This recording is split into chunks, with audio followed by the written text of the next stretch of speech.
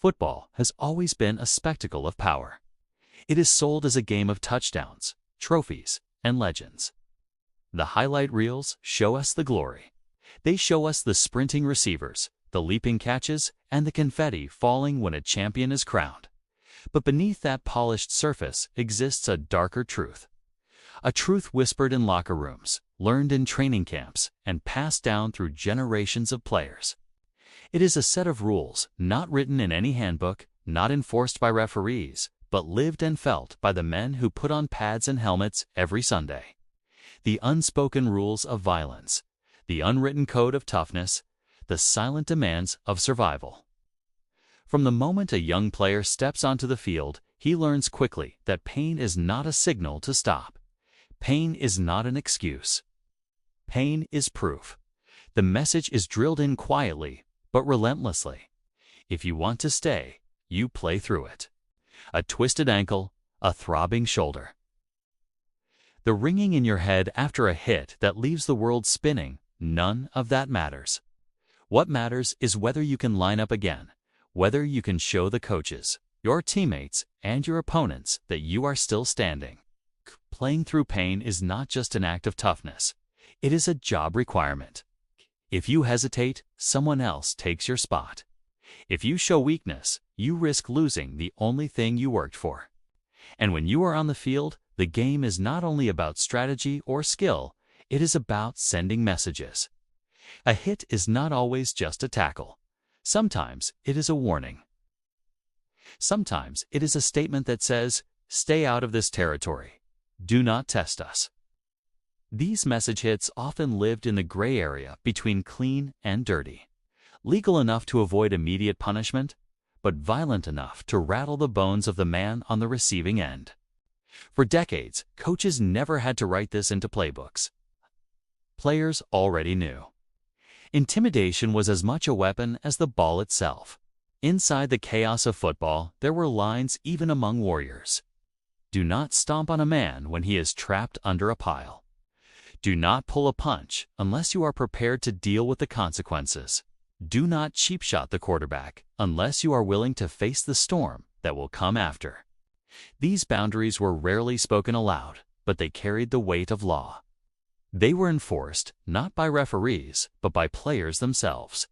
Retaliation was expected. Respect was demanded. Cross the line, and the response would come fast, physical, and often brutal. The referees could throw flags. The league could issue fines. But for many years, the real justice on a football field was delivered by the men in pads. It was a culture where silence was currency. To complain was weakness. To admit you could not continue was betrayal. The code required you to bury the pain and smile through it, to never give your opponent the satisfaction of knowing you were hurt. Even when players staggered back to the huddle, dazed, they swallowed their symptoms and convinced trainers they were fine. Not because they did not know the risks, but because the unwritten code demanded it. To stay on the field was to prove you belonged. To step off was to risk being forgotten. But this came with a cost far greater than anyone wanted to admit at the time. Years later, countless former players speak of constant headaches, memory loss, mood swings, and depression. The body breaks down, joints fail, and backs crumble. Some can barely climb stairs in their 40s. Others struggle to recognize their own families. The violence that once earned them respect eventually robbed them of their health. Yet at the height of the game, all of it felt worth it. Because inside the Brotherhood of football, honor was measured not in yards or receptions, but in how much you could endure. There were rules of retaliation as well. If your quarterback was hit late, you hit back.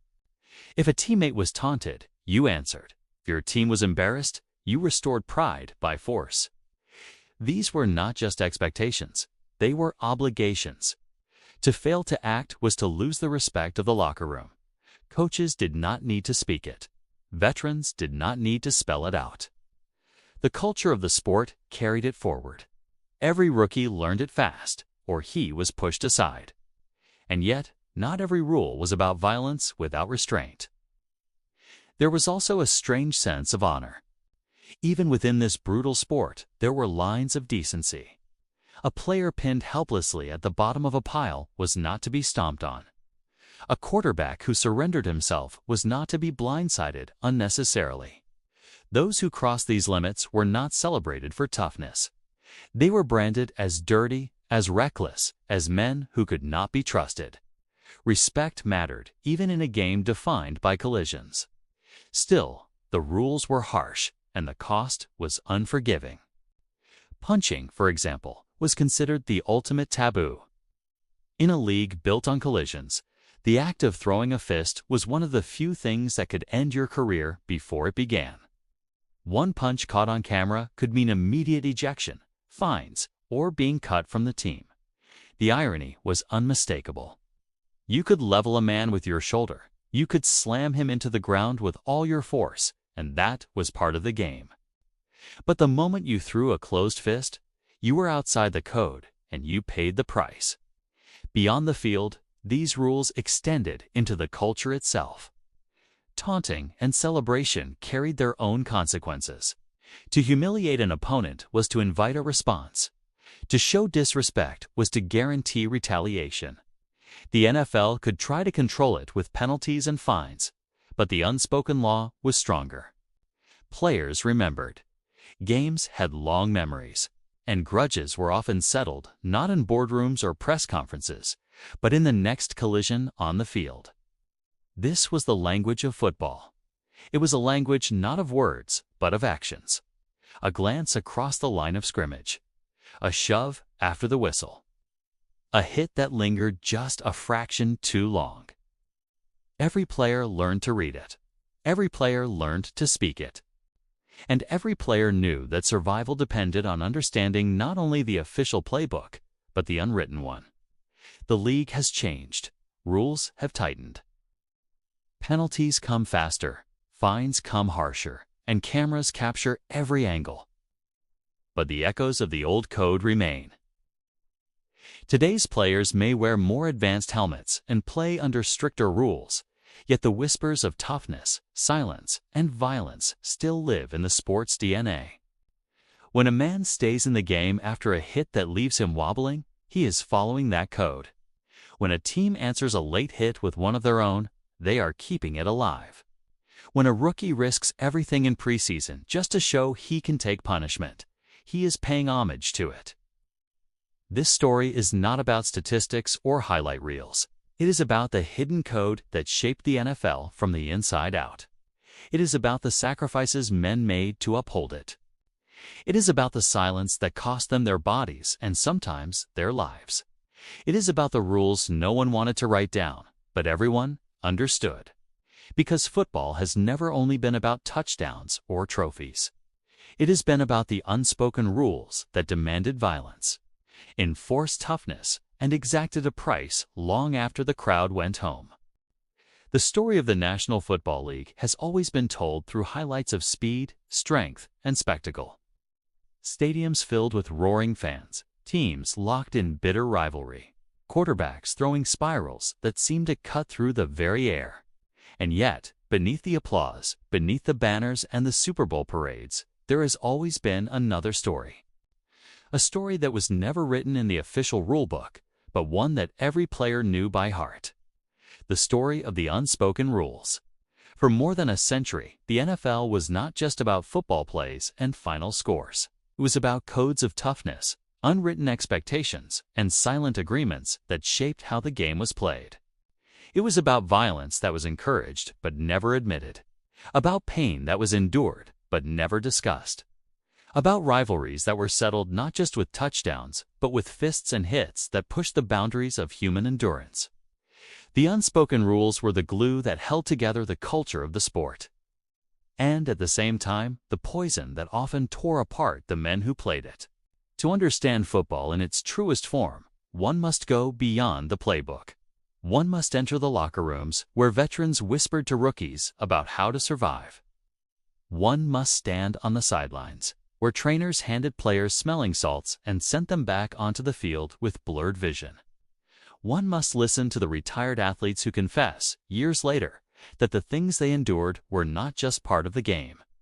but part of an entire system that demanded silence, sacrifice, and toughness at all costs. These were not rules that referees enforced.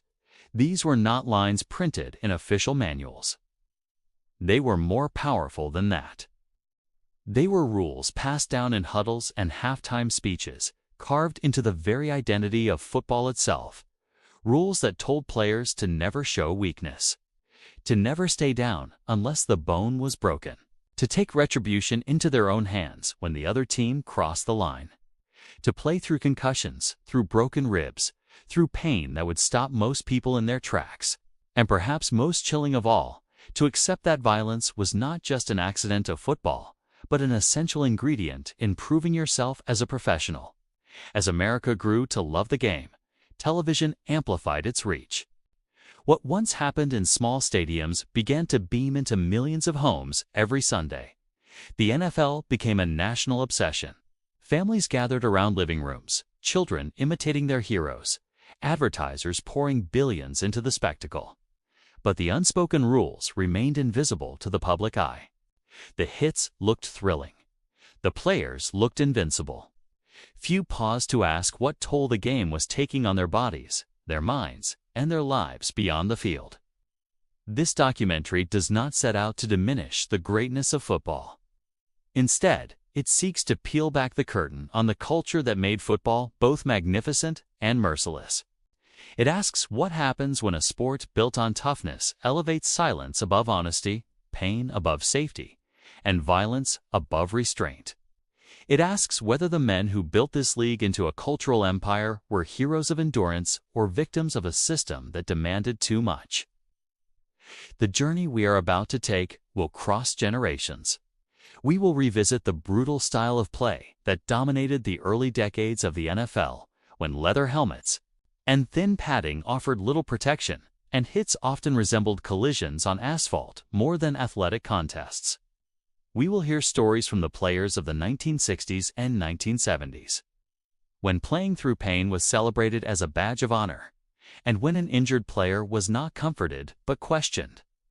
We will examine the rise of bounties, retaliation, and unwritten codes of respect that were enforced through violence on the field. We will confront the chilling reality of the concussion crisis, the silent injuries that piled up until players collapsed in retirement, their lives unraveling under the weight of brain damage and depression. But we will also hear about brotherhood, loyalty, and resilience. The unspoken rules were not only about destruction. They created bonds between teammates, bonds forged in suffering and sacrifice. They gave players a sense of belonging in a brutal profession, a way of proving themselves when words were not enough. They gave meaning to the idea of being part of something greater than yourself, even when that meant enduring pain no human being should have to carry. The unspoken rules are a paradox. They were a source of strength and pride, but also a source of devastation. They protected the image of the game, but endangered the men who made it possible. They built the NFL into the most powerful sports league in America, but at a price that is still being paid. As you watch this story unfold, you will meet the players who lived it. Men who remember being told by coaches to shake it off, even when their vision doubled. Men who retaliated with late hits because their teammates expected it. Men who retired into obscurity, battling painkiller addiction or depression, never able to fully explain what the unspoken rules had taken from them. Some speak with pride, others with regret, all with the weight of experience etched into their voices. This is not a story told in statistics, though the numbers are staggering. This is a story told in voices, in scars, in memories that linger long after the stadium lights go dark. It is the story of a game that America cannot stop watching, and of the hidden cost that made the spectacle possible. What you are about to see will not only change the way you look at football, it may change the way you think about toughness itself, about what it means to endure, and about the human price of silence. The NFL has always thrived on unspoken rules. Now, it is time to finally speak them aloud. This documentary will take you through the heart of football's shadow culture, chapter by chapter. It will reveal the origins of these codes, how they were enforced, how they shaped careers, and how they haunt players long after retirement. It will connect past to present, showing how much has changed and how much has stayed the same. By the end of this journey, you may never watch the game the same way again. For once you know the unspoken rules, you cannot unhear them. Once you see the price that was paid, you cannot unsee it. This is the dark side of America's game. This is the code of silence, the code of violence, the code of pain. The NFL's unspoken rules built legends. They also destroyed lives. And this is their story. In the early decades of professional football, the game was barely recognizable compared to the polished spectacle we see today. The fields were muddy, the pads were thin, the helmets were little more than leather shells. And the rules, while written in ink, were governed more by custom than by law. Coaches could preach discipline, referees could throw flags, but in the end, it was the players themselves who enforced the real order of the sport. That order was not written down, yet every man who stepped onto the field knew it existed. It was the unwritten code. The origins of that code go back to the very roots of football in the early 20th century. This was a game born out of rugby, forged in steel towns, coal camps, and college campuses. Players were expected to be not only tough, but unbreakable. The very idea of complaining about a hit or admitting to pain was unthinkable. Violence was not only tolerated, it was demanded. It was the currency by which you proved you belonged. By the 1920s and 1930s, the NFL was still a struggling league. Teams played in small stadiums and high school fields, often for crowds of just a few thousand. Players worked day jobs during the week and suited up on Sundays for little pay. In such conditions, survival meant sending a message. If you let an opponent rough up your quarterback, you were labeled soft. If you failed to answer a late hit, you were marked as weak. And in an era where roster spots were scarce and contracts were fragile, being seen as weak could mean the end of your career. The code began to form as a survival mechanism. It was not something written on chalkboards or included in playbooks. It was passed down from veterans to rookies, from captains to substitutes, in the huddles, locker rooms, and sideline whispers. If someone takes a shot at your teammate, you make sure they feel it back. If you're hurt, get up and keep going. Nobody can see you down. These became the guiding principles. Historians point to figures like Bronco Nagurski, the legendary fullback of the Chicago Bears in the 1930s, as icons of this ethos. Nagurski was famous for lowering his head and bulldozing through defenders, often playing both offense and defense for the entire game. Teammates recalled him taking vicious blows only to rise slowly, straighten his jersey, and jog back to the huddle without a word. To flinch, to complain, or to seek help would have betrayed the unspoken rules. The culture demanded silence in pain and violence in response. Through the 1940s and 1950s, the NFL began to grow, but the ethos of the code grew with it. The war years brought back men who had served in combat. Many of them viewed the gridiron as an extension of the battlefield, a place where toughness was a moral duty. Coaches reinforced this by glorifying the hardest hitters, the men who sacrificed their bodies for the team. Injuries were not just overlooked, they were often hidden. If a player came to the sideline with a limp, the first question was not, "Are you okay?" but "Can you still go?" The pressure to answer yes was overwhelming. The early press, too, contributed to the mythology. Sports writers romanticized violence, describing bone-crushing hits and brutal collisions in almost heroic terms. Newspapers celebrated the Iron Men who played through broken noses, separated shoulders, and concussions. The audience expected football to be raw and unforgiving, and so players lived up to that expectation. The unspoken rules ensured they did. By the time the 1960s arrived, the NFL was beginning its march toward national prominence thanks to television. With that spotlight came greater intensity. The Green Bay Packers under Vince Lombardi are often remembered for discipline and execution, but they also embodied the code. Lombardi demanded toughness, despised weakness, and valued players who absorbed punishment without complaint. Bart Starr, Ray Nitschke, and Jerry Kramer lived by those principles. Behind closed doors, the culture was clear. You didn't show pain, you didn't question orders, and you didn't fail to respond to violence. The code was also policed internally. Rookies who didn't play through pain found themselves ostracized. Players who avoided physical retaliation risked being shunned by teammates. A man could make a mistake on the field and be forgiven, but showing softness in the face of violence was something no locker room easily forgot. The code was as much about belonging as it was about winning. It wasn't only about toughness. It carried rules of conduct between players, almost like a warrior's code. Certain hits were understood as fair game, even if they were brutal, but others crossed a line. Going for a man's knees, targeting the head after the whistle, blindsiding from behind, these were seen as violations. When such acts happened, it was not the referees who handled justice, it was the players. Retaliation came fast, and it came hard. Defenders who took liberties with quarterbacks often found themselves on the receiving end of blindside blocks the next series. Cheap shots did not go unanswered. The league's rulebook might not have protected players, but the code did through violence. The physical toll of this unwritten system was immense.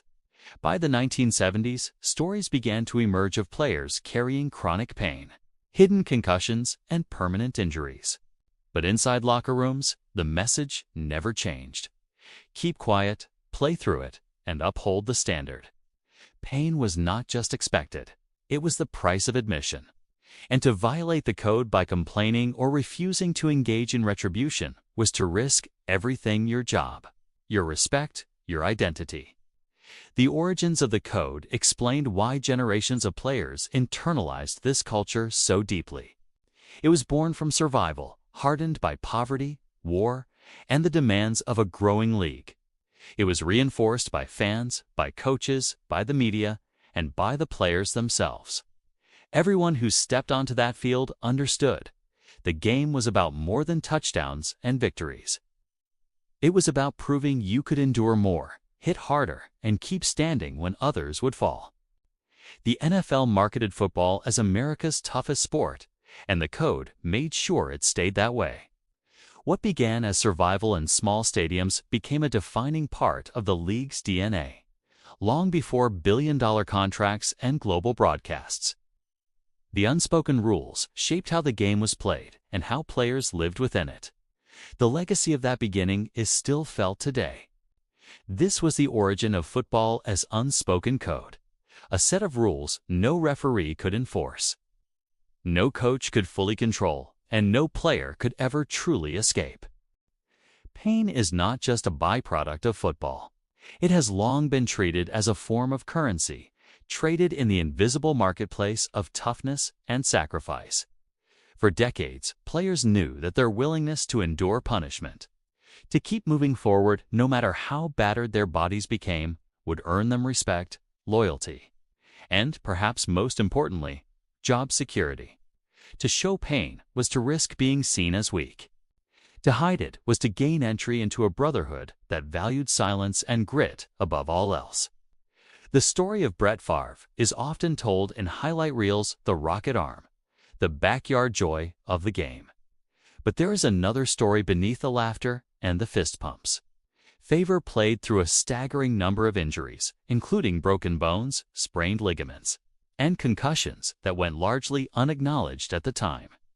His streak of 297 consecutive starts at quarterback became not only a symbol of reliability, but of how pain itself was woven into the mythology of the NFL.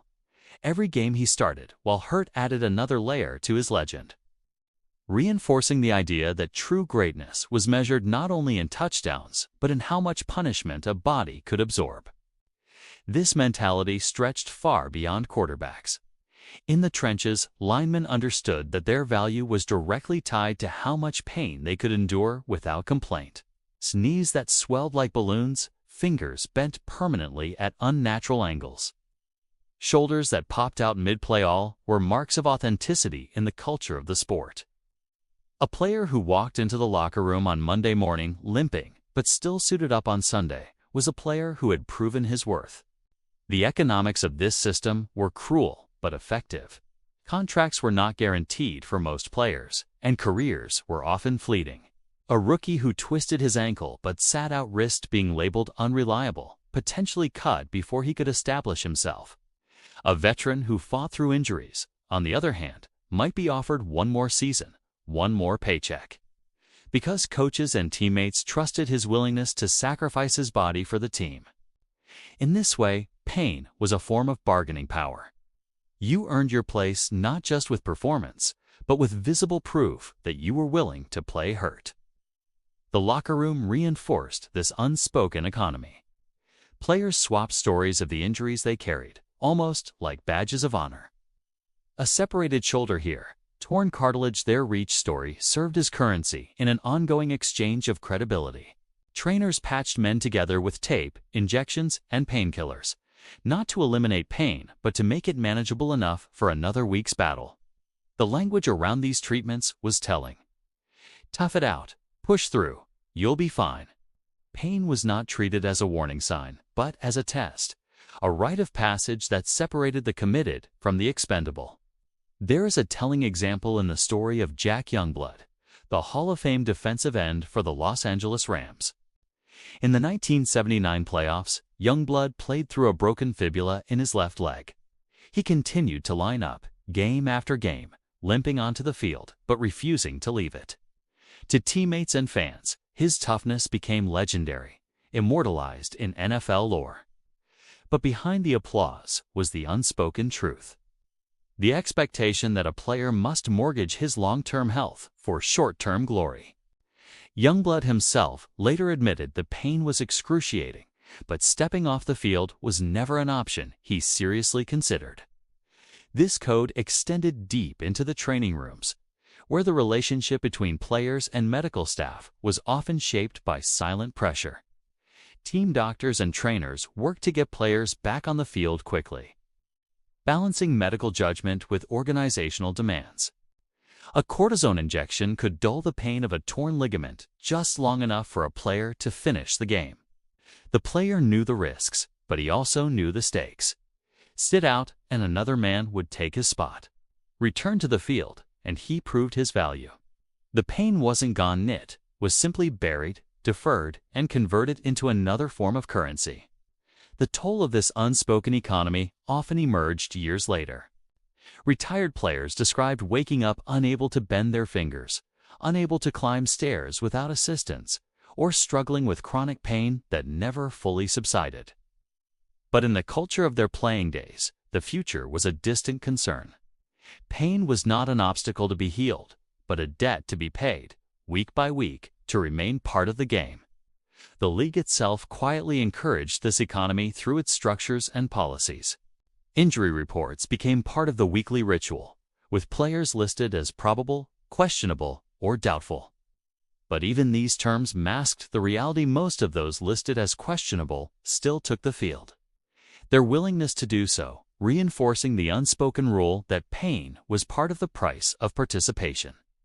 Coaches often praise players publicly for their toughness, turning individual suffering into a collective motivator. The narrative became clear.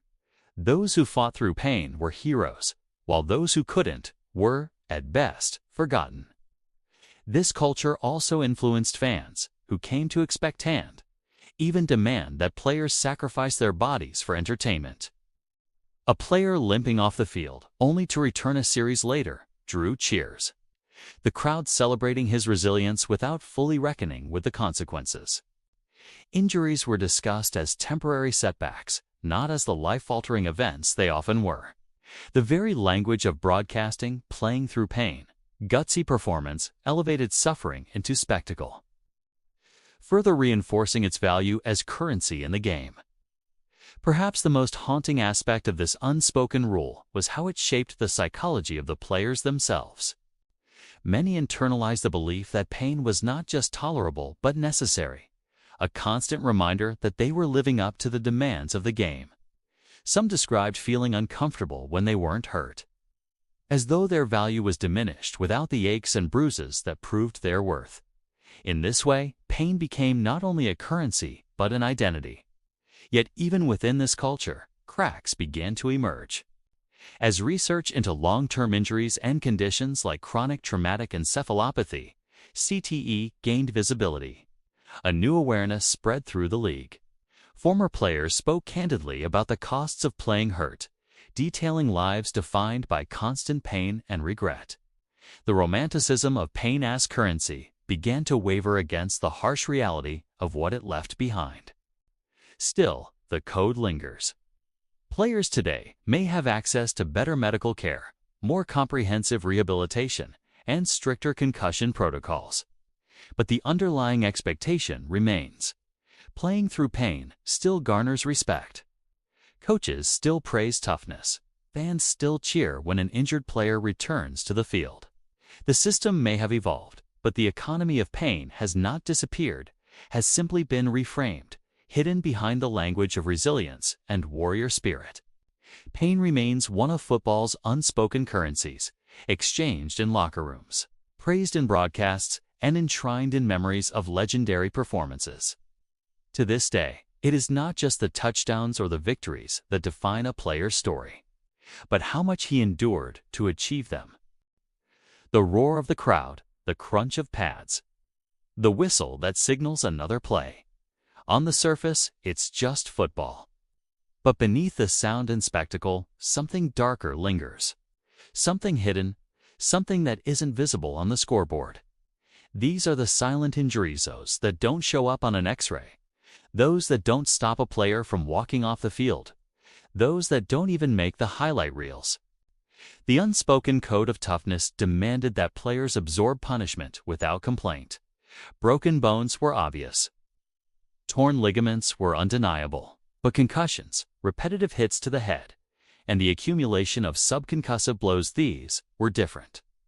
They left no blood on the jersey, no cast on the arm, no limp in the walk. And because of that invisibility, they were often ignored.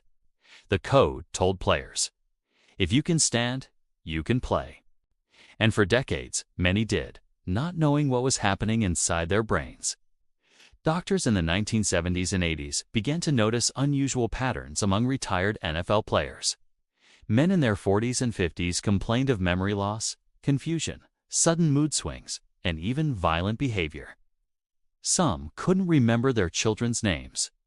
Others lost track of where they were driving and ended up on unfamiliar highways. At first, it seemed isolated, just bad luck. But the more cases emerged, the clearer it became. This wasn't random. Something about the game was leaving scars invisible to the naked eye. The most haunting part, players themselves rarely acknowledged it while they were active. A star linebacker in the 1980s might feel dizzy after a crushing hit, stumble to the sideline, and tell the trainer, "I'm good." He might laugh it off in the locker room later, even though the lights seemed too bright and his head throbbed with a relentless pulse. That was the code at work. To admit otherwise was to show weakness, and weakness had no place in professional football. As research advanced, terms like post-concussion syndrome entered the medical vocabulary. Yet inside NFL locker rooms, the phrase "getting your bell rung" persisted. It was treated as a minor inconvenience, not a medical emergency. Players described stars in their vision, ringing in their ears, and moments where the world went fuzzy. But instead of pulling back, they saw it as just another part of the game. The culture of silence meant that very few spoke up, and those who did were often dismissed. The story of Mike Webster, a Hall of Fame center for the Pittsburgh Steelers, remains one of the most tragic and revealing examples. Webster was known as Iron Mike, the embodiment of toughness during the Steelers' dynasty years. He played through broken bones, torn ligaments, and countless collisions. But after retirement, his life unraveled. He suffered from depression, memory loss, and chronic pain. At times, he lived out of his car. His decline was so severe that his case became one of the first studied by Dr. Bennett Omalo's discovery of chronic traumatic encephalopathy (CT) he would send shockwaves through the NFL and beyond. But Webster wasn't alone. His story opened the door to dozens, then hundreds of others who experienced the same decline. The unspoken rule had always been clear. Play through it. Don't complain. Don't show weakness. But what no one realized was that by silencing themselves, players were compounding the damage. The hidden injuries were cumulative, stacking up over years and seasons until they could no longer be denied. There is an eerie contradiction in this. Fans saw their favorite stars as indestructible, men who could withstand anything. And in some ways, that perception was fueled by the league itself, with highlight reels celebrating big hits and dramatic recoveries. A player knocked unconscious might stumble back onto the field to cheers, as if it were proof of his toughness. But what the cameras didn't show were the quiet struggles that followed, the headaches that wouldn't fade, the forgotten playbook pages, the conversations that trailed off into silence because the words just wouldn't come. It is easy to romanticize the toughness of the past. It is harder to confront the price that toughness exacted. For every player who was celebrated as a warrior, there was a man who later sat in a dark room, wrestling with confusion and despair, wondering what had happened to his mind. The silent injuries didn't just end careers. They altered lives, families, and futures. Statistics paint a sobering picture.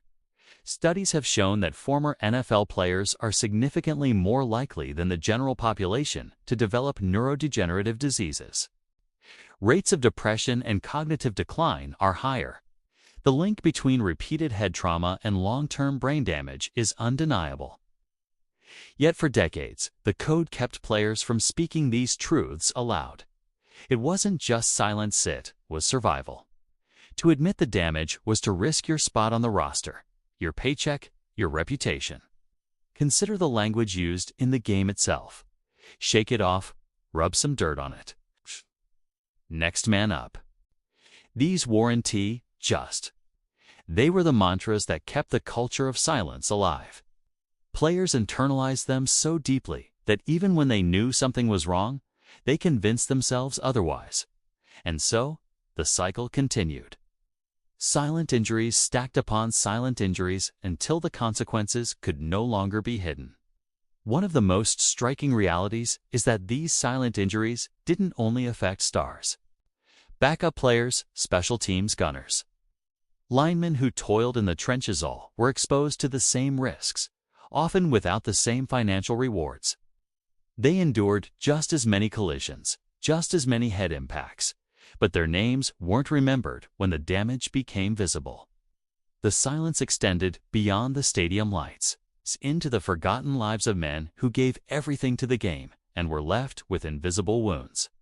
In the 1990s and early 2000s, as lawsuits and medical research began to mount, the NFL faced a reckoning. The silent injuries could no longer remain unspoken. Families of former players demanded answers. Scientists presented evidence.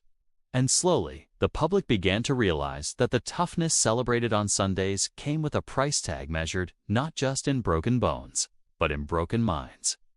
And yet, even now, the echoes of the code remain. Players still face pressure to return quickly after concussions. They still weigh the fear of losing their role against the risk of long-term damage. The silence is no longer total, but it hasn't disappeared entirely. The unspoken rules that once dictated everything are now being challenged, but not entirely dismantled. The silent injuries are the most haunting legacy of the NFL's unspoken code.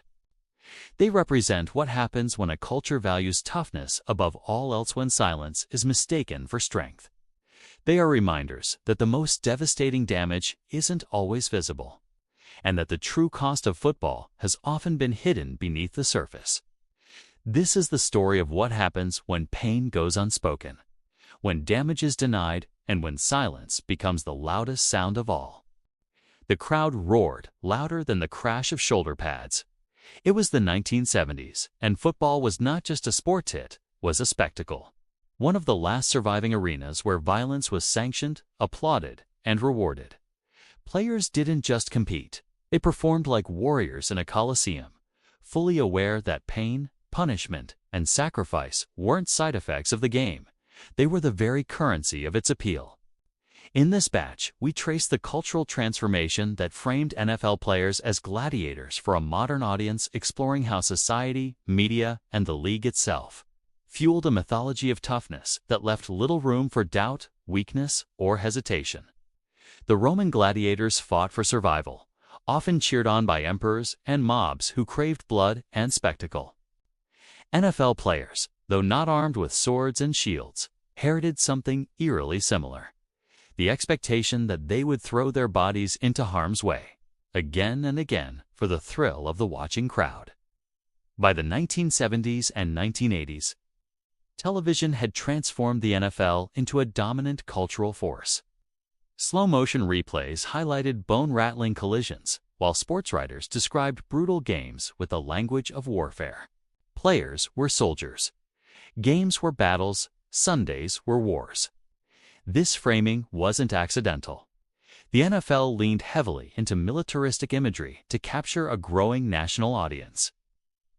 The names of defensive units reflected this ethos.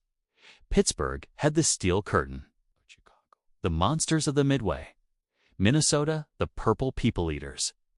These weren't just defenses, they were identities built on intimidation and destruction.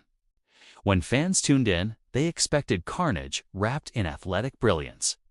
When players took the field, they felt pressure to embody those fearsome titles, living up to reputations that often demanded punishment and violence above all. Consider Jack Lambert, the fearsome linebacker for the Steelers. Toothless, scowling, and violent, Lambert became the prototype of the NFL gladiator. He didn't just play football, he declared war on opponents. He once said, "If I were in any other profession, I'd be in jail." That type of candor fed the mythology. Fans believed these men were different, wired to endure pain most humans couldn't imagine, capable of violence without hesitation. And for the league, that mythology sold tickets, TV contracts, and jerseys. For players, however, the gladiator role carried profound weight. They were expected not only to deliver punishing hits, but also to withstand them. Trainers carried smelling salts to revive dazed athletes. Doctors taped broken fingers together and sent players back out. Concussions weren't diagnosed, they were brushed off as getting your bell rung. A gladiator didn't ask for mercy. He got back on his feet, strapped on his helmet, and proved his worth to teammates and fans. The media only amplified this expectation. Monday morning newspapers reveled in tales of carnage from the day before. Highlight reels celebrated greatest hits, massive tackles, crushing blows, bone-crunching sacks. Television packages played these moments to roaring soundtracks, often replaying the violence in slow motion, so fans could savor every detail of impact. This presentation didn't portray injuries as tragedy, it turned them into theater. The league encouraged it because it resonated with the audience. By the 1980s, NFL players weren't just athletes, they were icons of toughness. Gladiators who performed in a modern-day arena. The Super Bowl was the ultimate coliseum, where the most violent spectacle played out in front of tens of millions. But beneath the spectacle lay a darker truth. The unspoken rule of toughness wasn't optional. Players who failed to embody the gladiator spirit risked ridicule, replacement, or worse, ostracization. To admit pain was to admit weakness, and weakness had no place on the field. Coaches often demanded players play through it, and teammates expected them to uphold the code. To defy it was to risk identity, career, and respect. This expectation wasn't limited to linemen and linebackers. Quarterbacks, often seen as the face of franchises, were also judged by how well they embodied the gladiator ethos. Toughness was not just about throwing touchdowns. It was about taking hits and getting up without complaint. In 1969, New York Jets quarterback Joe Namath played on knees so damaged he needed constant injections just to stand. Decades later, Brett Favre built a career on his Ironman streak, playing through concussions, broken bones, and infections.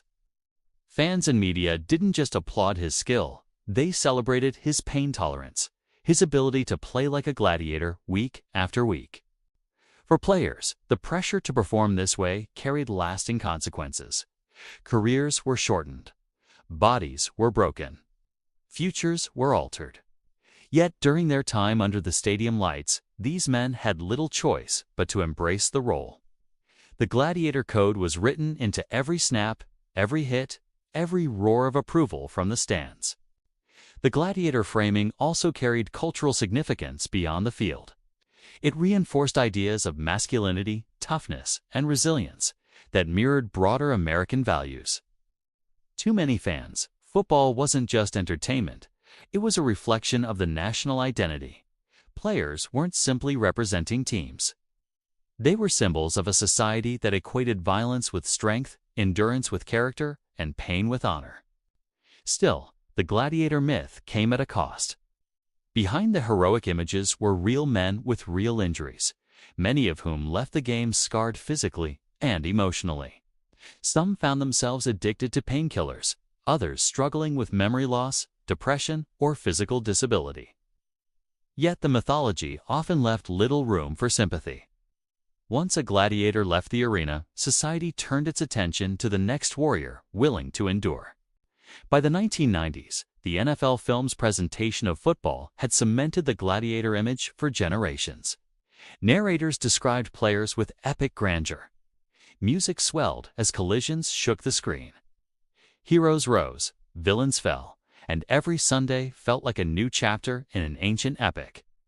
The league leaned into the narrative because it worked to capture imaginations, inspired loyalty, and transformed football into America's most popular sport. But as the mythology grew, cracks began to appear. Some former players began to speak openly about the costs of their gladiator years. Retired stars shared stories of daily pain, broken bodies, and lingering trauma.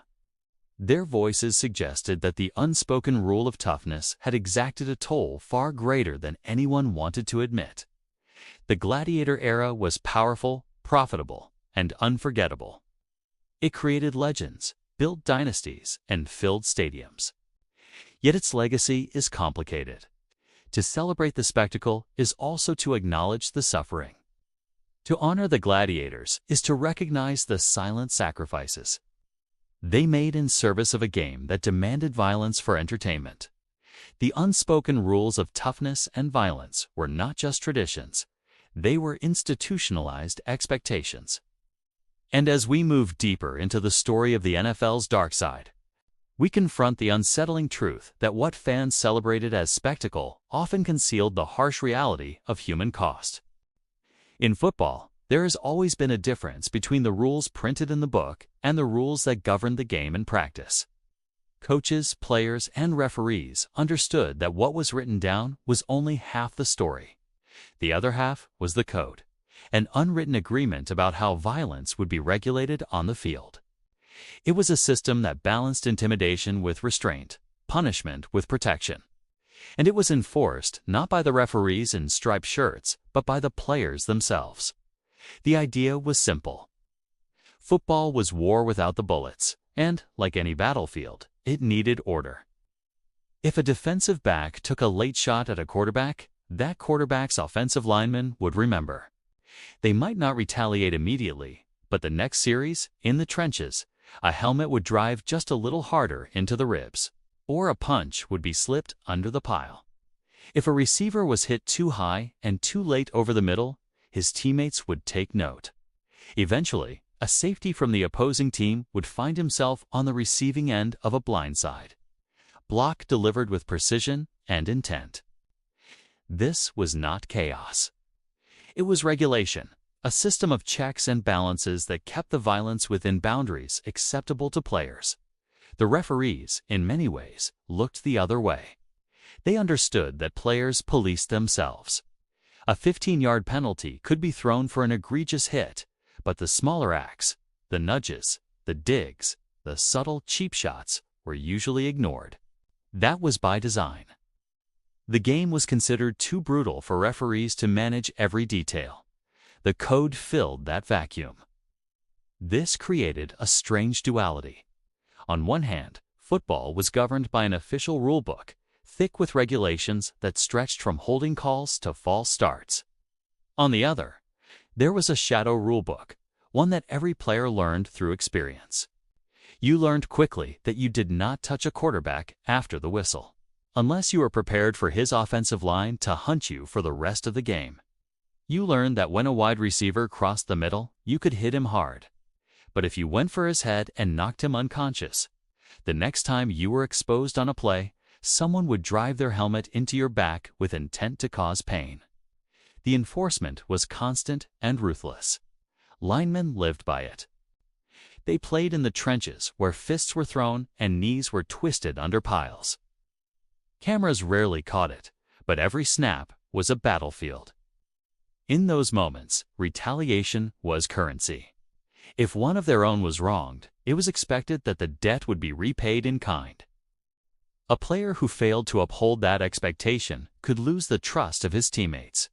The locker room bond depended on the belief that every man would stand up for the others.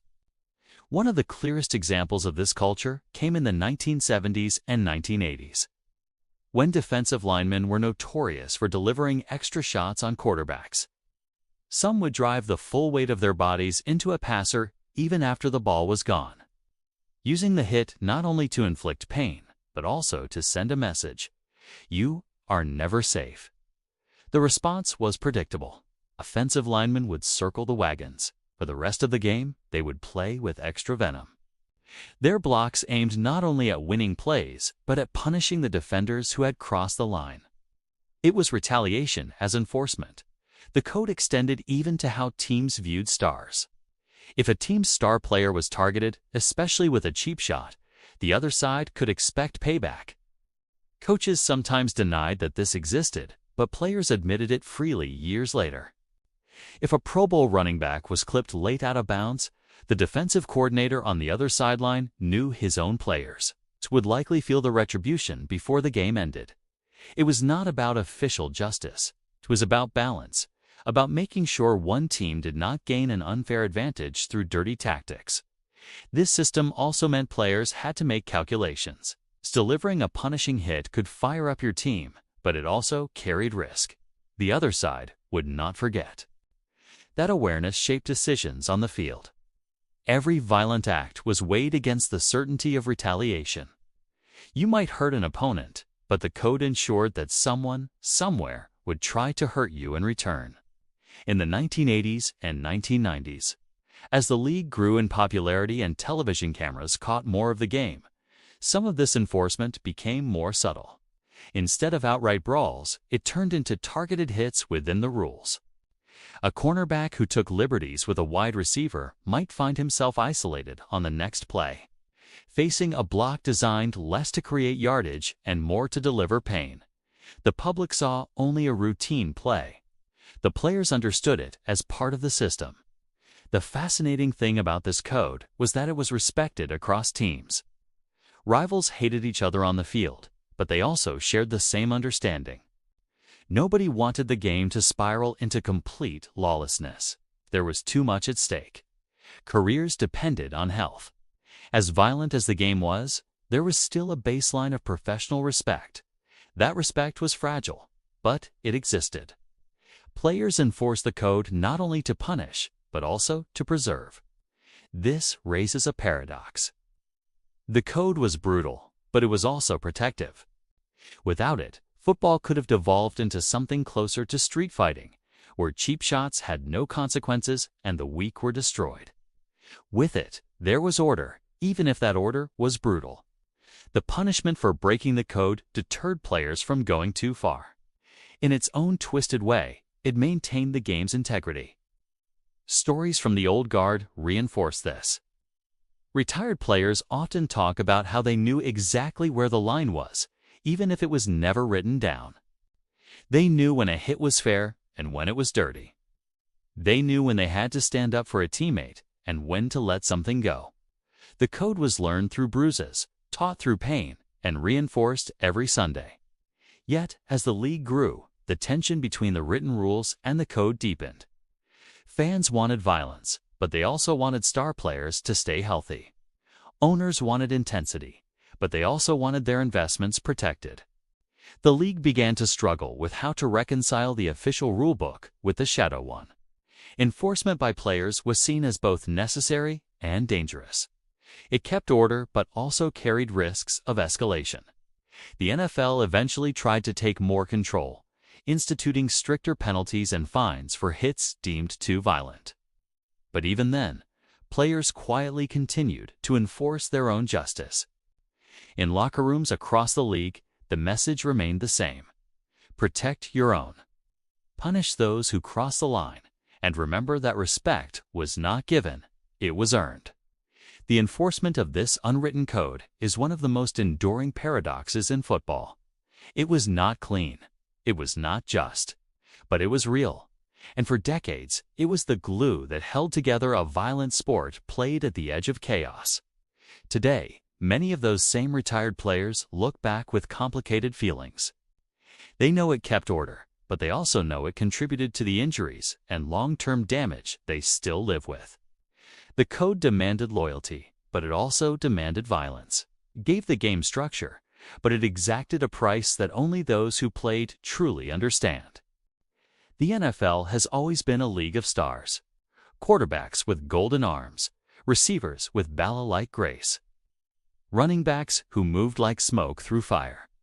But beneath the surface, beneath the touchdowns, beneath the highlight reels, was a different kind of player. A shadow figure whose role was not written into playbooks, but etched into the DNA of football itself. They were called many names: tough guys, protectors, bodyguards, but one title stuck the longest: the enforcers. The enforcer was not the fastest man on the field. He was not always the most skilled. Sometimes he barely made the roster. But he carried a different value, something coaches and teammates could never measure in statistics. He was the man you could count on to do the dirty work, to deliver a late hit when the officials weren't looking, to make an opponent think twice about catching a pass over the middle, to ensure that when the game turned ugly, your side wasn't the one that blinked. Archival commentary. That's the guy you want in your foxhole. He'll never let anyone take a shot at your quarterback without answering back. This was not an official job description. It was an unspoken code. Every team knew who their enforcer was. Every opponent knew too. And though their contributions rarely showed up in the box score, their impact could tilt the balance of a season. The roots of the enforcer go back to the earliest days of professional football. In the 1940s and 50s, players like Hardy Brown of the San Francisco 49ers built reputations not for elegance, but for violence. Brown was notorious for his shoulder shots, hits so ferocious they were said to break bones and shatter careers. Teammates revered him, opponents feared him, and coaches quietly endorsed his tactics. There was no stat for intimidation, but everyone on the field understood its value.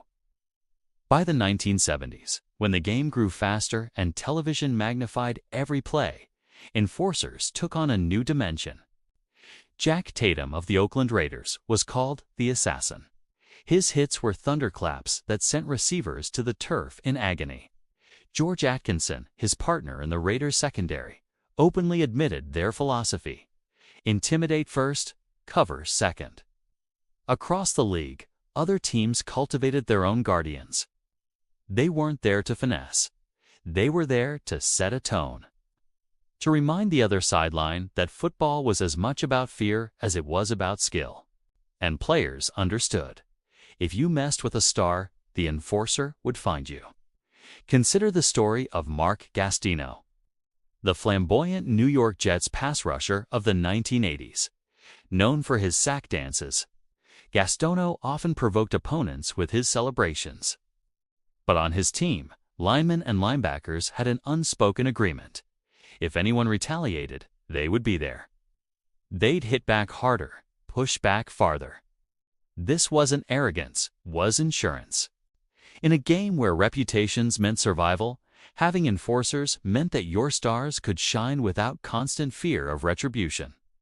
The culture didn't stop at protection. Enforcers also played the psychological game. Linebackers like Bill Romanowski became infamous not only for their hits, but for the way they lived in opponents' heads. Trash talk wasn't decoration, it was part of the arsenal. Romanowski once admitted that breaking an opponent's will was as satisfying as making a tackle. To him, the NFL was warfare without bullets, and his job was to carry the sharpest edge.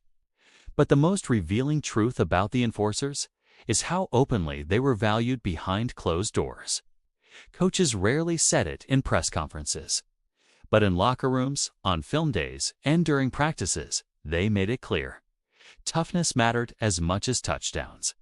If an opponent played rough, you needed someone who would answer in kind. If a star player was targeted, the enforcer was expected to deliver payback. The balance of power depended on it. And so, these men carved out long careers without ever being household names. They became legends inside their teams, whispered about with reverence. In the 1990s, when the Dallas Cowboys built their dynasty, Charles Haley's unpredictability was both feared and celebrated. Opponents dreaded him. Teammates respected him. Coaches relied on him to send messages no referee's whistle could deliver. For fans, the existence of enforcers was sometimes invisible. Television highlighted the touchdowns. Commentators praised the quarterbacks. But if you watched closely on the replays, on the sidelines, in the moments after a late hit, you could see their fingerprints. A lineman stepping into a defender's face after a questionable tackle, to safety delivering an extra shove to remind a receiver what awaited him. A linebacker circling a pile just long enough to make eye contact with a rival. These were not accidents. They were warnings. Quiet announcements that every action carried a consequence. Voice over pause, slow, steady tone. This was the code. Violence, not as chaos, but as strategy. Punishment, not as passion, but as policy. The role of the enforcer came at a cost. They were asked to live in constant confrontation, to be the first to throw the hit, to never back down. Many of them paid for it with shortened careers, with broken bodies, with reputations that branded them as villains long after they left the field. Some, like Tatum, were haunted by the injuries they caused. Others, like Romanowski, lived with the label of being dirty players. But in their own eyes, and in the eyes of many teammates, they were simply fulfilling a role the game demanded. There's an irony here. The NFL, in its public face, always celebrated sportsmanship, skill, and fair play. Yet within its walls, it understood a simple truth. Football was never just a contest of athleticism. It was also a contest of intimidation. And intimidation required specialists. It required enforcers. As the league entered the 2000s, player safety became a louder conversation. Rule changes penalized late hits, helmet-to-helmet contact, unnecessary roughness. The NFL wanted to polish its image for a new generation of fans. But even as fines increased and suspensions loomed, the role of the enforcer didn't disappear. It simply evolved. Instead of blindside shots, it became about controlled aggression. Instead of flagrant violence, it became about towing the line, always daring officials to call the foul. Defenders like James Harrison of the Pittsburgh Steelers embodied this era. Harrison's hits were devastating, often drawing fines, but within the locker room, he was beloved as the ultimate protector. Teammates trusted that with Harrison on the field, no one would push them around. In his hands, the code was alive and well then, if the NFL was trying to rewrite the rules. What makes the enforcer story compelling is its moral complexity. On one hand, they preserved the sanctity of team unity, ensuring that stars could thrive under a shield of protection. On the other, they embodied the dark side of the sport, the violence that scarred bodies and shortened careers. They were both heroes and villains, saviors and executioners, depending on where you stood. But the truth is this: the NFL could not have grown into America's most powerful sport without them. Enforcers made games unpredictable. They added an edge that television cameras couldn't look away from. They created storylines that fueled rivalries and captivated fans. And in doing so, they carved a place in history not through touchdowns, but through intimidation. In today's NFL, the role of the enforcer may not look like it once did. Rules are stricter, penalties harsher, careers more scrutinized. But if you watch closely, the legacy still lingers. It's there in the way players rally when a teammate is hit late. It's there in the way defensive captains still deliver early, crushing tackles to set the tone. It's there in the way intimidation remains, silently, part of the game plan. Because in football, one truth has never changed. Skill wins games, but fear controls them. And the enforcers were the ones who understood that better than anyone. In every era of football, there have been men who accepted roles that went beyond the box score. They were not measured in yards, touchdowns, or passer ratings. Their reputations were built on something grittier, harder to define, and infinitely more feared. They were the enforcers. On every roster, in every decade, there was someone whose job was not simply to make plays, but to make a statement. Their purpose was to guard teammates, protect the team's pride, and ensure that anyone daring to cross the line would pay for it in pain. The enforcer did not seek personal glory. He was not always the star that fans remembered in highlight reels. Instead, he operated in the shadows of the game's celebrated heroes, a silent guardian of the unspoken rules. If an opponent cheap-shotted your quarterback, the enforcer took a mental note. If a rival receiver celebrated too loudly in the end zone, the enforcer made sure his ribs or jaw would remember the next collision. This was not written into contracts. It was not explained in the playbook. It was passed down, player to player, generation to generation. Every locker room knew the role, and every opponent respected or feared the consequences. From the early days of leather helmets to the modern television era, enforcers gave the game its edge. They thrived in a brutal world where toughness was not a trait but a requirement. Some were linebackers, patrolling the middle like predators. Others were safeties, lurking deep, ready to punish receivers who dared to stretch their arms too far. Some even played offensive line, delivering subtle retribution when no camera was watching. The position mattered less than the attitude. Enforcers were trusted with upholding the unwritten law of respect. Consider the linebackers of the 1970s, men like Jack Lambert of the Pittsburgh Steelers.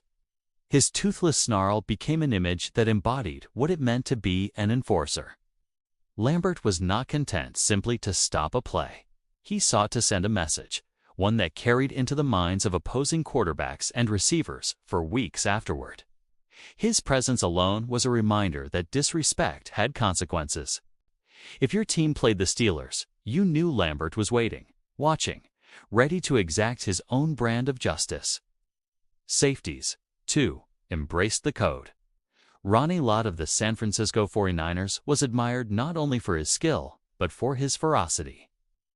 His hits were not just tackles, they were statements of dominance. Receivers who entered his territory did so at their own peril, often paying the price in broken ribs or concussions. And yet, within the brotherhood of football, this was accepted. It was understood. Lott was not violating the game's principles. He was enforcing them. Even linemen, often overlooked by fans, played crucial roles as enforcers. A defensive lineman who took liberties with a quarterback would quickly find himself double-teamed. Not just to stop his pass rush, but to remind him of the consequences of targeting the most valuable player. Offensive linemen, the protectors in the trenches, carried a unique responsibility. They knew that allowing a defender to punish their quarterback without response was unacceptable. Quietly, subtly, in the pile of bodies where cameras rarely captured the truth, enforcers dealt out their punishment.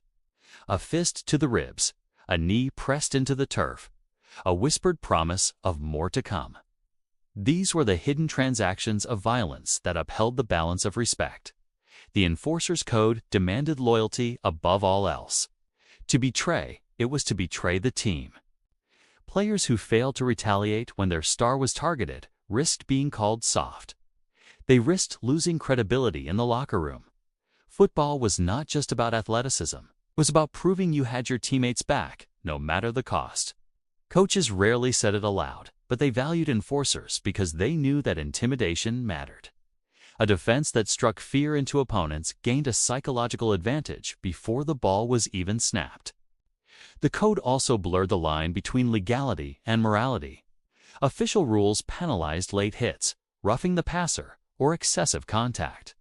But enforcers operated in the spaces where referees looked away, where the whistle had already blown, but bodies were still tangled.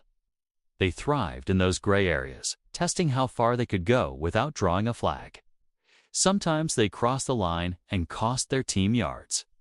But more often, they succeeded in shaping the game's atmosphere, making opponents hesitate, second-guess, or play more cautiously.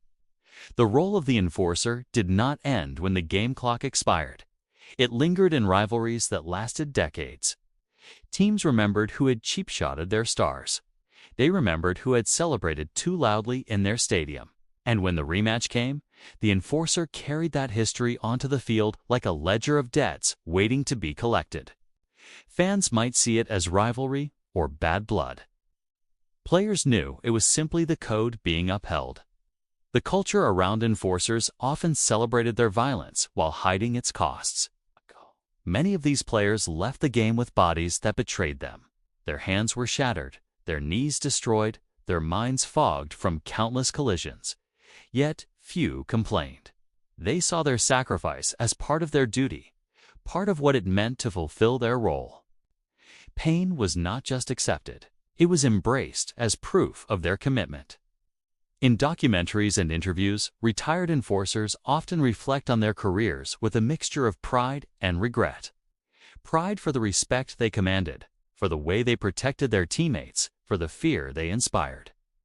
Regret for the toll it took, for the nights when they could not sleep without painkillers, for the memories clouded by concussions. Yet almost universally, when asked if they would do it again, the answer is yes. For enforcers, the code was not just a part of the game, it was the game. The modern NFL, with its emphasis on player safety and strict enforcement of penalties, has tried to eliminate much of the enforcer's role. Helmet-to-helmet hits are now flagged immediately. Suspensions and fines replace the quiet nods of approval once given in the locker room. Yet, even today, the shadow of the enforcer lingers. Players may speak openly about safety, but in the heat of competition, old instincts surface. A late shove, a subtle jab, a reminder that disrespect still carries a price. The league may outlaw the role, but the culture of football keeps it alive. Enforcers were the keepers of the unspoken rules, guardians of a violent tradition that defined football for generations. They were never the headline stars, but without them, the game would have felt incomplete. Their presence shaped rivalries, protected teammates, and carried forward the brutal code that made football more than a sport. It made it a battlefield. As we continue this journey into the unspoken rules of the NFL, the enforcer stands as a symbol of everything the code represented: loyalty, violence, respect, and fear. They were the men who policed the game when referees looked away, who ensured that no slight went unanswered, and who accepted the burden of violence so others could shine. Their legacy reminds us that football was never just about talent. It was about toughness, about proving a willingness to do whatever it took, even when the cost was steep.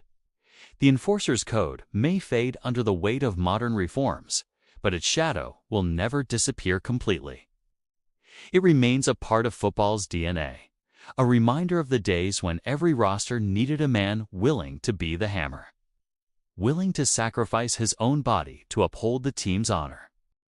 Every Sunday, millions tuned in to see the spectacle of professional football. The cameras captured the touchdowns, the big hits, the thrilling comebacks, and the roar of the crowd.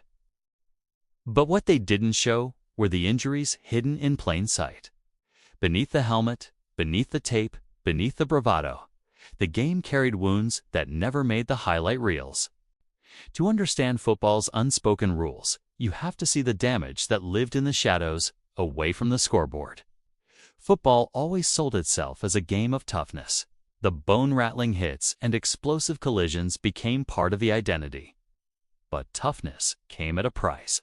Some of the most dangerous injuries were the ones no one wanted to talk about. It's the ones that didn't knock a player out cold on the field, but instead chipped away at him slowly, season after season. These injuries rarely drew gasps from the crowd, but they left scars that lasted a lifetime. One of the most overlooked injuries in football history is the concussion that goes unnoticed. A player might take a violent shot to the head, shake it off, and line up for the very next play. The fans saw a competitor pushing through adversity. His teammates admired his grit. Coaches praised his resilience. But inside his brain, microscopic trauma was unfolding. In the days before concussion protocols, symptoms were brushed aside as simply getting your bell rung. Dizziness, nausea, blurry vision, and confusion were treated like inconveniences instead of red flags. The unspoken rule was simple. If you could stand, you could play.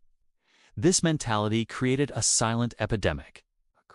Generations of players endured repeated head impacts, each one compounding the damage of the last.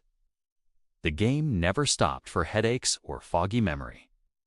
These were invisible wounds, harder to diagnose, easier to ignore. Yet decades later, these injuries would reappear in devastating ways through memory loss, depression, aggression, and cognitive decline. What was invisible in the moment would become impossible to ignore as players aged. But brain trauma wasn't the only hidden injury. Spinal damage was another silent threat. A linebacker making hundreds of tackles in a season, a lineman colliding headfirst into opponents snap after snap, or a running back lowering his helmet into traffic. All of these actions compressed the spine in unnatural ways. Sometimes it showed up as stiffness or pain that trainers labeled as routine soreness. Other times it manifested as stingers, those sharp electrical shocks radiating down an arm after a hit. The unwritten understanding was that you shook your arm, stretched your neck, and kept playing. Only later would some realize that those stingers were actually nerve damage, precursors to permanent spinal deterioration. Then there were the injuries players deliberately concealed. Broken fingers taped together to look like minor sprains. Torn ligaments hidden beneath layers of tape and painkillers. Players knew that admitting injury might cost them their starting spot, their contract, or their reputation. So they became masters of disguise. They learned to walk without limping when coaches were nearby. They downplayed swelling, muffled groans, and smiled through pain. A culture of silence surrounded these decisions. The locker room rewarded those who endured, not those who complained. Consider the case of linemen in particular. The average fan sees them as giants whose job is to push and protect. But those collisions in the trenches were often as damaging as any open field hit. Fingers dislocated, knuckles shattered, joints ground down to bone on bone. Some linemen would finish careers without the use of certain fingers, their hands mangled beyond recognition. Yet because these injuries didn't show up on national broadcasts, they remained hidden sacrifices, the kind no one outside of the locker room truly understood. Shoulder separations were another invisible injury. A player could pop his shoulder back in place and finish a game, even a season, with the joint half functional. Trainers would tape it tight, numb it with injections, and send him back out. On television, it looked like toughness. In reality, it meant grinding cartilage and ligaments into dust. Years later, retired players found themselves unable to lift their arms above their heads. The simple act of reaching for a shelf reminding them of the game's cost. The injuries you never saw also included the mental toll. Playing through pain wasn't just physical, it was psychological. Players internalized the pressure to perform no matter what. To them, asking out of a game for pain or dizziness felt like betrayal. Teammates and coaches might never say it outright, but everyone knew the code. Pain was private. Show too much of it, and you weren't reliable. That constant suppression created a dual existence. On Sunday, a player looked indestructible. On Monday, he could barely walk down the stairs. And then there was the dependency on medication. To hide injuries and stay on the field, many players leaned heavily on painkillers, anti-inflammatories, and even stronger substances. Trainers had bottles of pills ready in locker rooms and on sidelines. Shots of cortisone dulled the agony of torn joints. Opiates masked fractures and sprains. The short-term fix allowed a player to suit up and maintain the image of toughness. But when the game was over, the consequences lingered. For some, the reliance on pills spiraled into addiction, yet another unseen injury born from football's code of silence. What makes these hidden injuries even more haunting is how they followed players into retirement. The public often remembered them at their peak, sprinting down sidelines, crushing opponents, making heroic plays. But behind closed doors, many were battling the ghosts of games past. Some couldn't get out of bed without pain. Others suffered from mood swings, memory lapses, or depression rooted in the brain trauma never treated properly. Their sacrifice wasn't captured in highlight reels. It was carried quietly in hospital visits, rehab sessions, and sleepless nights. The unspoken rules surrounding injuries shaped generations of athletes. To acknowledge pain was to risk everything. Your starting job, your contract, your legacy. So the culture made silence an act of loyalty, even if it meant erasing your own health in the process. Fans saw warriors. Players felt like survivors. The violence was celebrated, but its costs remained hidden. Football's mythology depends on toughness, and toughness depends on silence. That silence allowed invisible injuries to thrive, creating a legacy of suffering that never showed up in box scores or record books. Behind the bright lights and sold-out stadiums were bodies and minds carrying damage that couldn't be cheered away. The game's greatest unspoken rule wasn't about strategy or play calling. It was about keeping quiet, no matter how much it hurt. Because in football, the greatest injuries were the ones you never saw. For decades, the unspoken rules of football were not only enforced by players and coaches, but also shielded door, selectively spotlighted by the media. Sports writers, broadcasters, and television networks helped shape the mythology of toughness, often portraying violence as part of the spectacle while downplaying its human cost. This dynamic wasn't accidental. It was a product of the era, the business of entertainment, and the culture of sports journalism. If players kept the code alive on the field, the media ensured it thrived off the field by deciding what the public saw, what they didn't, and how the story was framed. In the early 20th century, when football was still developing its identity, newspapers carried much of the responsibility for shaping perception. Coverage of violent clashes often used heroic or romanticized language. A player who delivered a bone-rattling hit wasn't condemned, but celebrated. Headlines described crushing blows or fearless warriors, while serious injuries were tucked into the margins of the story. Readers consumed the drama of the game as though it were a battle, reinforcing the belief that brutality was part of football's DNA. This kind of writing made the violence palatable, even noble, for fans who were far removed from the actual pain. When radio broadcasts emerged in the 1920s and 1930s, the tone of the announcer became another layer of storytelling. Broadcasters learned to elevate moments of physical domination, often with booming voices and dramatic pauses. Injuries were acknowledged but quickly glossed over, replaced by praise for the player's toughness if he returned. If he couldn't, the focus shifted back to the action without lingering on the human cost. This wasn't team negligence so much as it was a reflection of priorities. The audience came for excitement, and the media delivered it. By the time television took over in the 1950s and 1960s, football was perfectly suited for broadcast. Slow-motion replays made collisions more cinematic, and camera angles emphasized the violence. But what was often missing was the aftermath, the limping player, the concussion symptoms, the long-term damage. Instead, the networks built their product around controlled chaos, highlighting hits that thrilled viewers, but avoiding uncomfortable realities that might dampen enthusiasm. In many ways, the camera was a filter that reinforced the code. Show the blow, not the consequence. One of the most telling examples of the media's complicity came with NFL. Films in the 1960s and 1970s, narrators with gravelly voices described games as wars, with players portrayed as gladiators.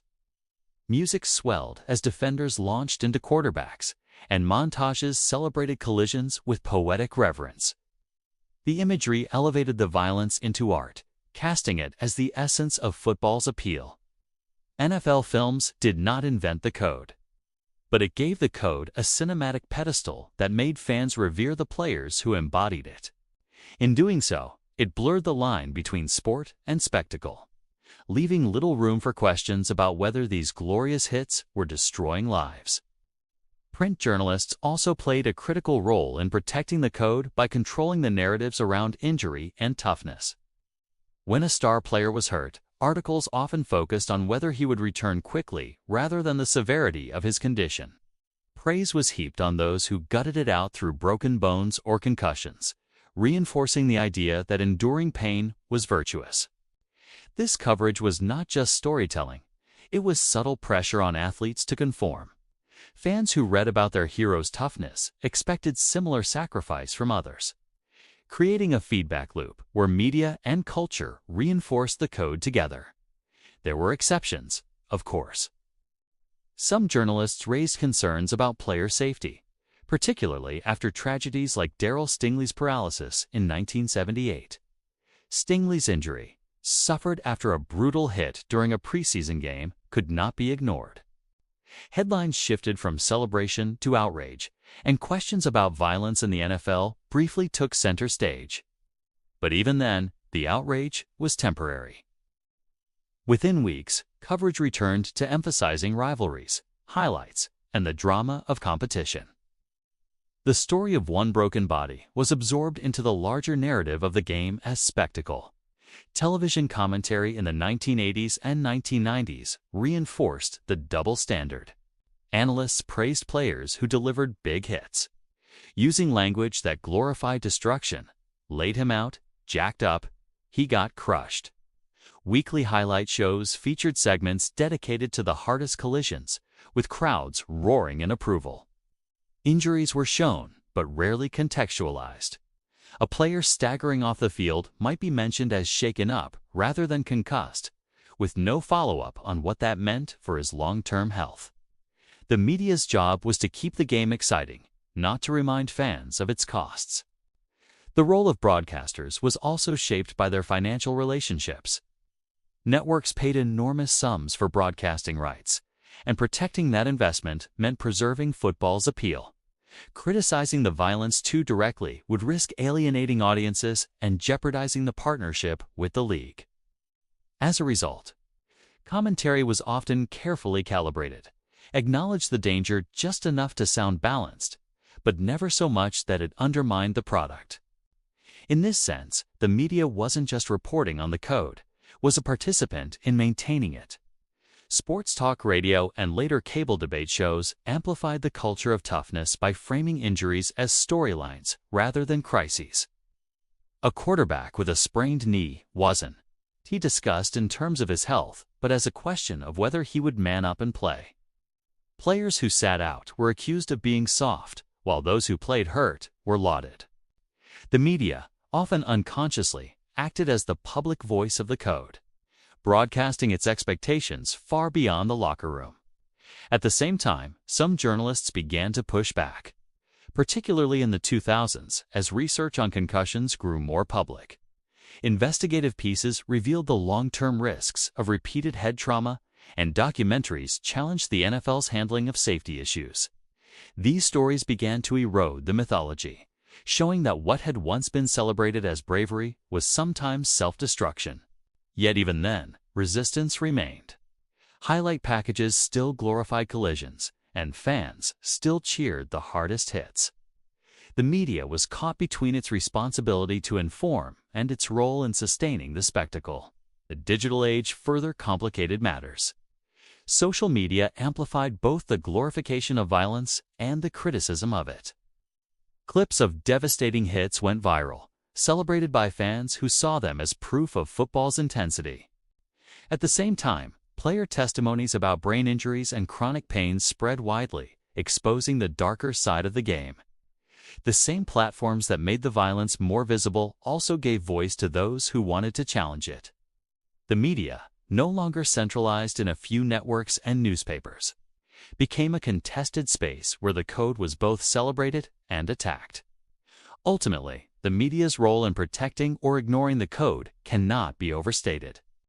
For decades, it amplified the values of toughness, downplayed injuries, and sold violence as entertainment. In doing so, it gave the code legitimacy and permanence, weaving it into the very fabric of football's identity. At the same time, as cracks appeared in the mythology, the media became the platform through which those challenges were voiced. It has always been both an enabler and a gatekeeper, shaping how fans perceive the game and what values they embrace. The story of football's unspoken code is not just about players, coaches, or locker rooms. It is about the voices that told the world what to cheer for and what to ignore. Without the media's complicity, the code might have remained a private culture within the sport. With it, the code became a public expectation, reinforced every Sunday in headlines, highlights, and broadcasts. And as the game continues to evolve, the media's choices what to celebrate, what to question, what to show will determine whether the code survives in spirit or fades under scrutiny. The code that governed the hidden violence of football was not only passed through players whispering in locker rooms or veterans pulling rookies aside after practice. It was also deeply shaped by coaches, those figures pacing the sidelines with clipboards and headsets. Tasked with balancing victory and survival, coaches lived in the middle of two opposing forces. On one side were the front offices, demanding results and championships. On the other were the players, men who bled and limped under the expectations of toughness. In between was the coach, sometimes enforcing the code, sometimes bending it, and occasionally questioning if it had gone too far. For decades, the role of the coach in this unspoken world was clear: win at all costs. Coaches were the guardians of the toughness ideal. A player grimacing from pain might be told, "Tape it up and get back out there." If he hesitated, the coach could interpret it as weakness. The unspoken message was unmistakable: if you didn't play hurt, you didn't belong. This wasn't just about one game or one season. It was about a reputation that followed a player across the league. Coaches, with their control over playing time, contracts, and reputations, were often the gatekeepers of the code. But the dilemma was never simple. Many coaches were former players themselves, men who had lived inside the code before they carried a whistle. They knew the brutal cost of playing through torn ligaments, concussions, or broken ribs. Some had seen teammates' careers destroyed because they listened to the voice of a coach demanding more than the body could give. Yet when they took the role themselves, they often repeated the cycle, convinced that football required sacrifice, that every man had to prove himself in pain. The coach's job was to win, and in the unforgiving calculus of professional football, the quickest path to victory often involved demanding that players absorb violence and keep moving. In the 1970s and 1980s, legendary coaches like Tom Landry, Chuck Noll, and Bill Parcells carried reputations for toughness that extended far beyond strategy. They were masterminds of X's and O's, yes, but they were also enforcers of mentality. Parcells, in particular, became known for his relentless approach, for pushing players to go further than they believed they could. To some, this made him a motivator, the kind of coach who turned average rosters into champions. To others, it cemented the idea that pain was simply part of the game plan. When he told a player to get back on the field, the player knew there was little room for argument. The culture left no space for hesitation. Yet even the toughest coaches understood the fine line they walked.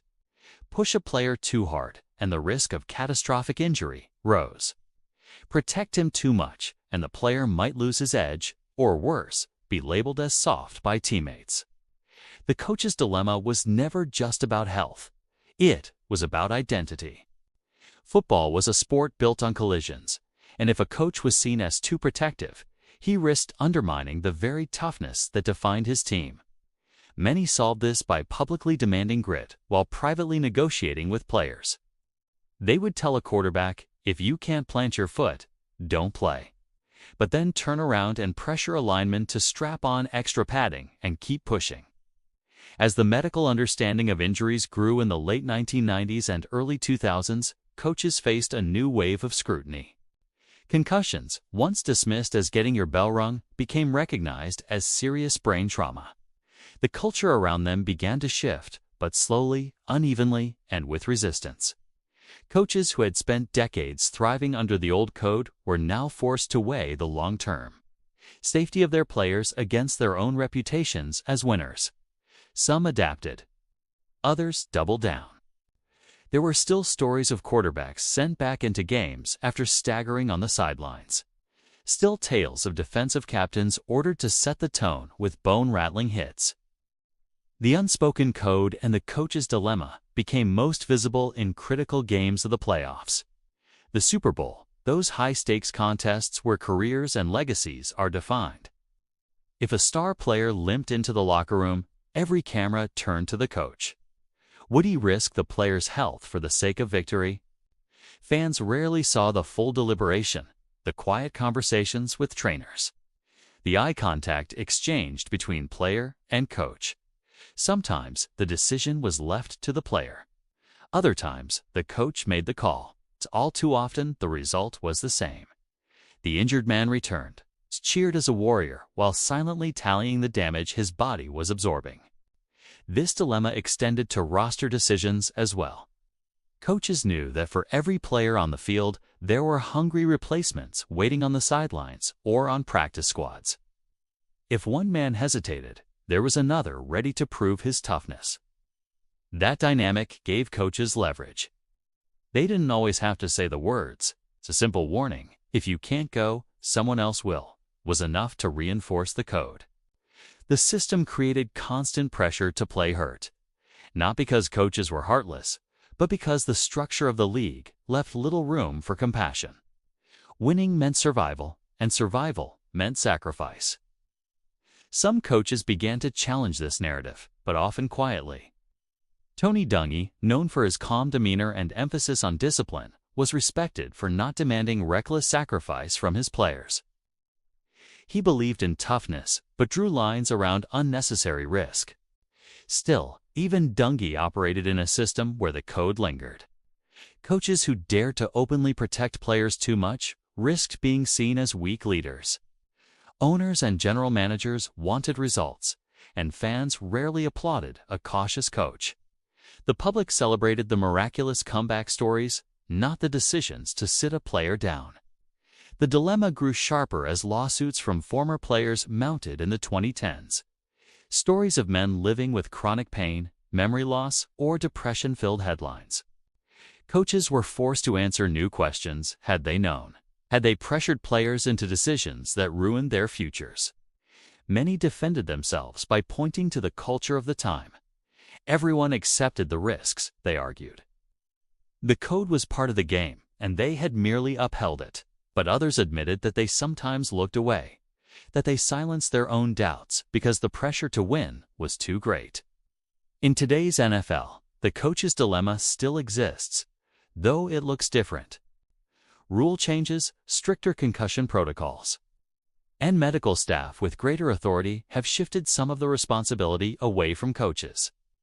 They are less able to force a player back onto the field in defiance of medical advice. Yet the culture of toughness still lingers, and many coaches continue to value grit above all. The difference now is that cameras capture everything, and every decision is second-guessed by millions.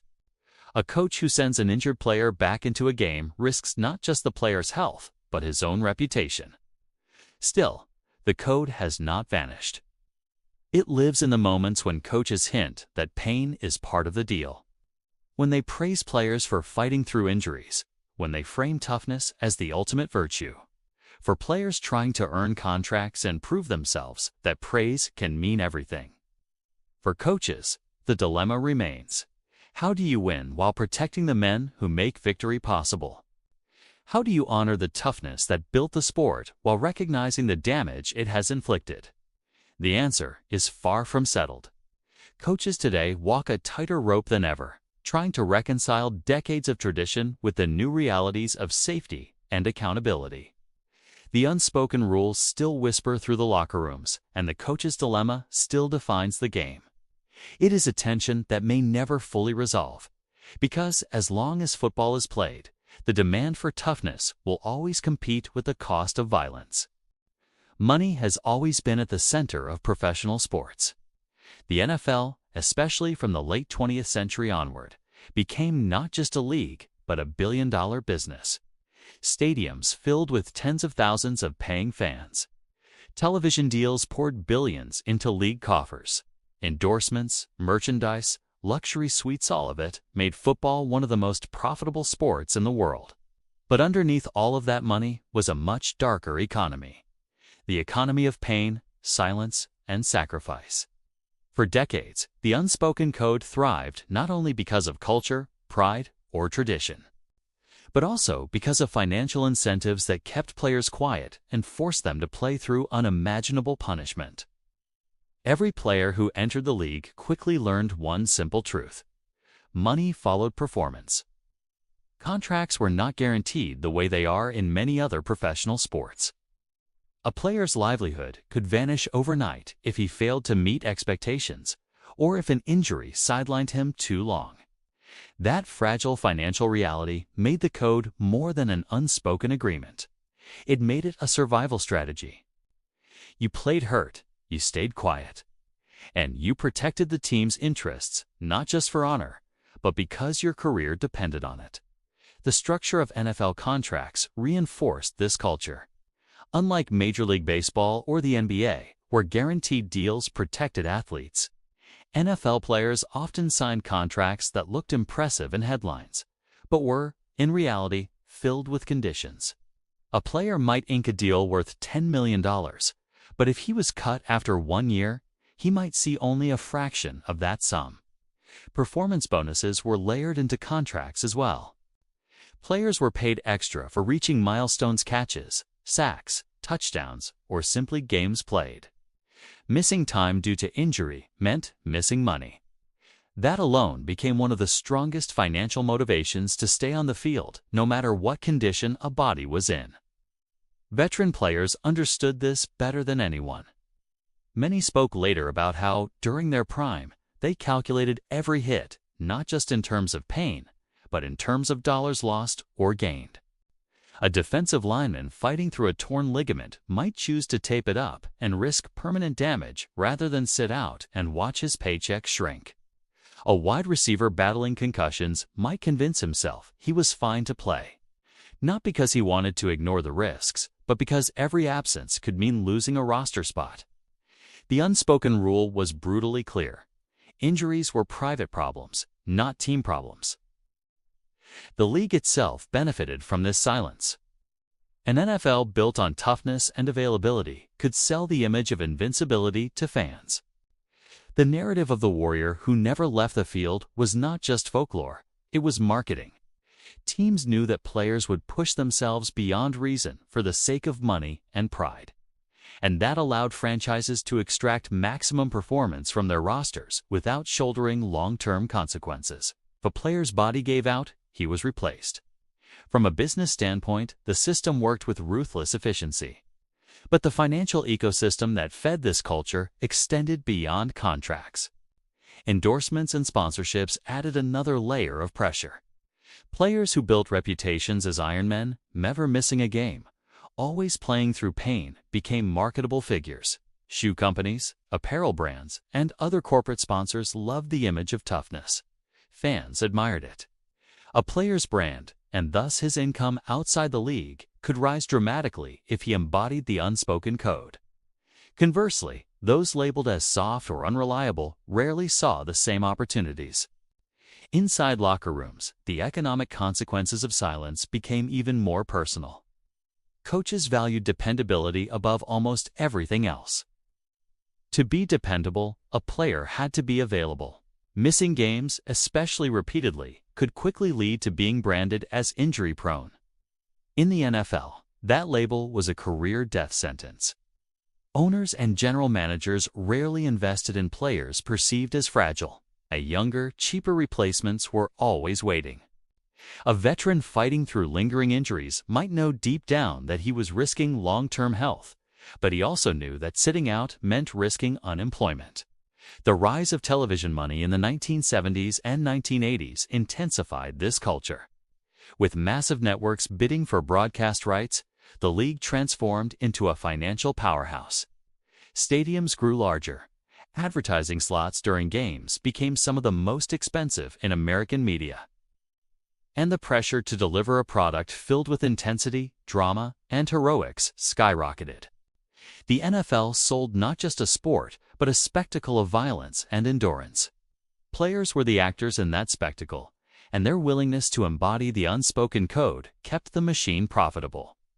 In many ways, their silence was the oil that kept the gears of the NFL economy running. The introduction of free agency in the 1990s further complicated the picture. Players gained more control over their careers, but free agency also placed more value on availability. Teams shopping for talent wanted players who had proven themselves durable. A running back who missed time due to injuries might find his value drop dramatically in the open market. Meanwhile, another player who had fought through the same pain and avoided the injured list could command a much higher salary. The lesson for athletes was obvious. Playing hurt wasn't just about today's paycheck, it was about tomorrow's contract. Behind all of this was the fear of being forgotten. The NFL has always been a league with a brutal turnover rate. The average career lasts just over 3 years. For many players, that short window is their only chance to make life-changing money. The pressure to maximize earnings in such a brief period is overwhelming. That urgency made silence about injuries almost a necessity. Players weighed the risk of long-term damage against the immediate need to secure financial stability for themselves and their families. More often than not, they chose the short-term gain. Even team doctors and medical staff operated within this economic framework. Their job officially was to protect players. Unofficially, they understood that their role was also to get players back on the field as quickly as possible. Diagnoses could be softened, recovery timelines shortened, and painkillers dispensed liberally.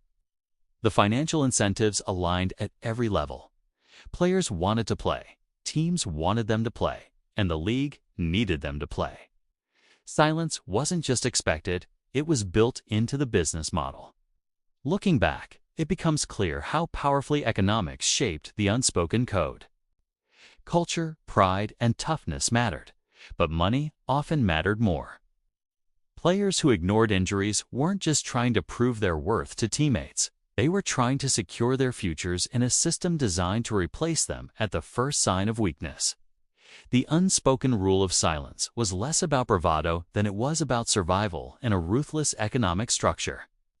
As the 21st century unfolded, however, cracks began to appear. Lawsuits from retired players, revelations about hidden concussion data, and growing public concern about long-term health risks started to challenge the old system. For the first time, the financial interests of the league and its players were not perfectly aligned. Former athletes began demanding compensation for decades of silence. Fans, too, began asking harder questions about whether the spectacle they loved was built on exploitation. Still, even with these changes, the shadow of the old economy lingers.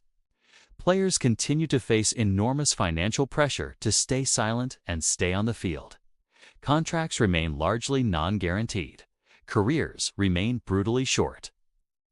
For every high-profile star with long-term security, there are dozens of fringe players still operating under the same economic pressures that existed generations ago. The code survives because the money still demands it. The NFL may have adjusted rules, introduced new safety protocols, and embraced player wellness in its public messaging, but the financial realities have not disappeared.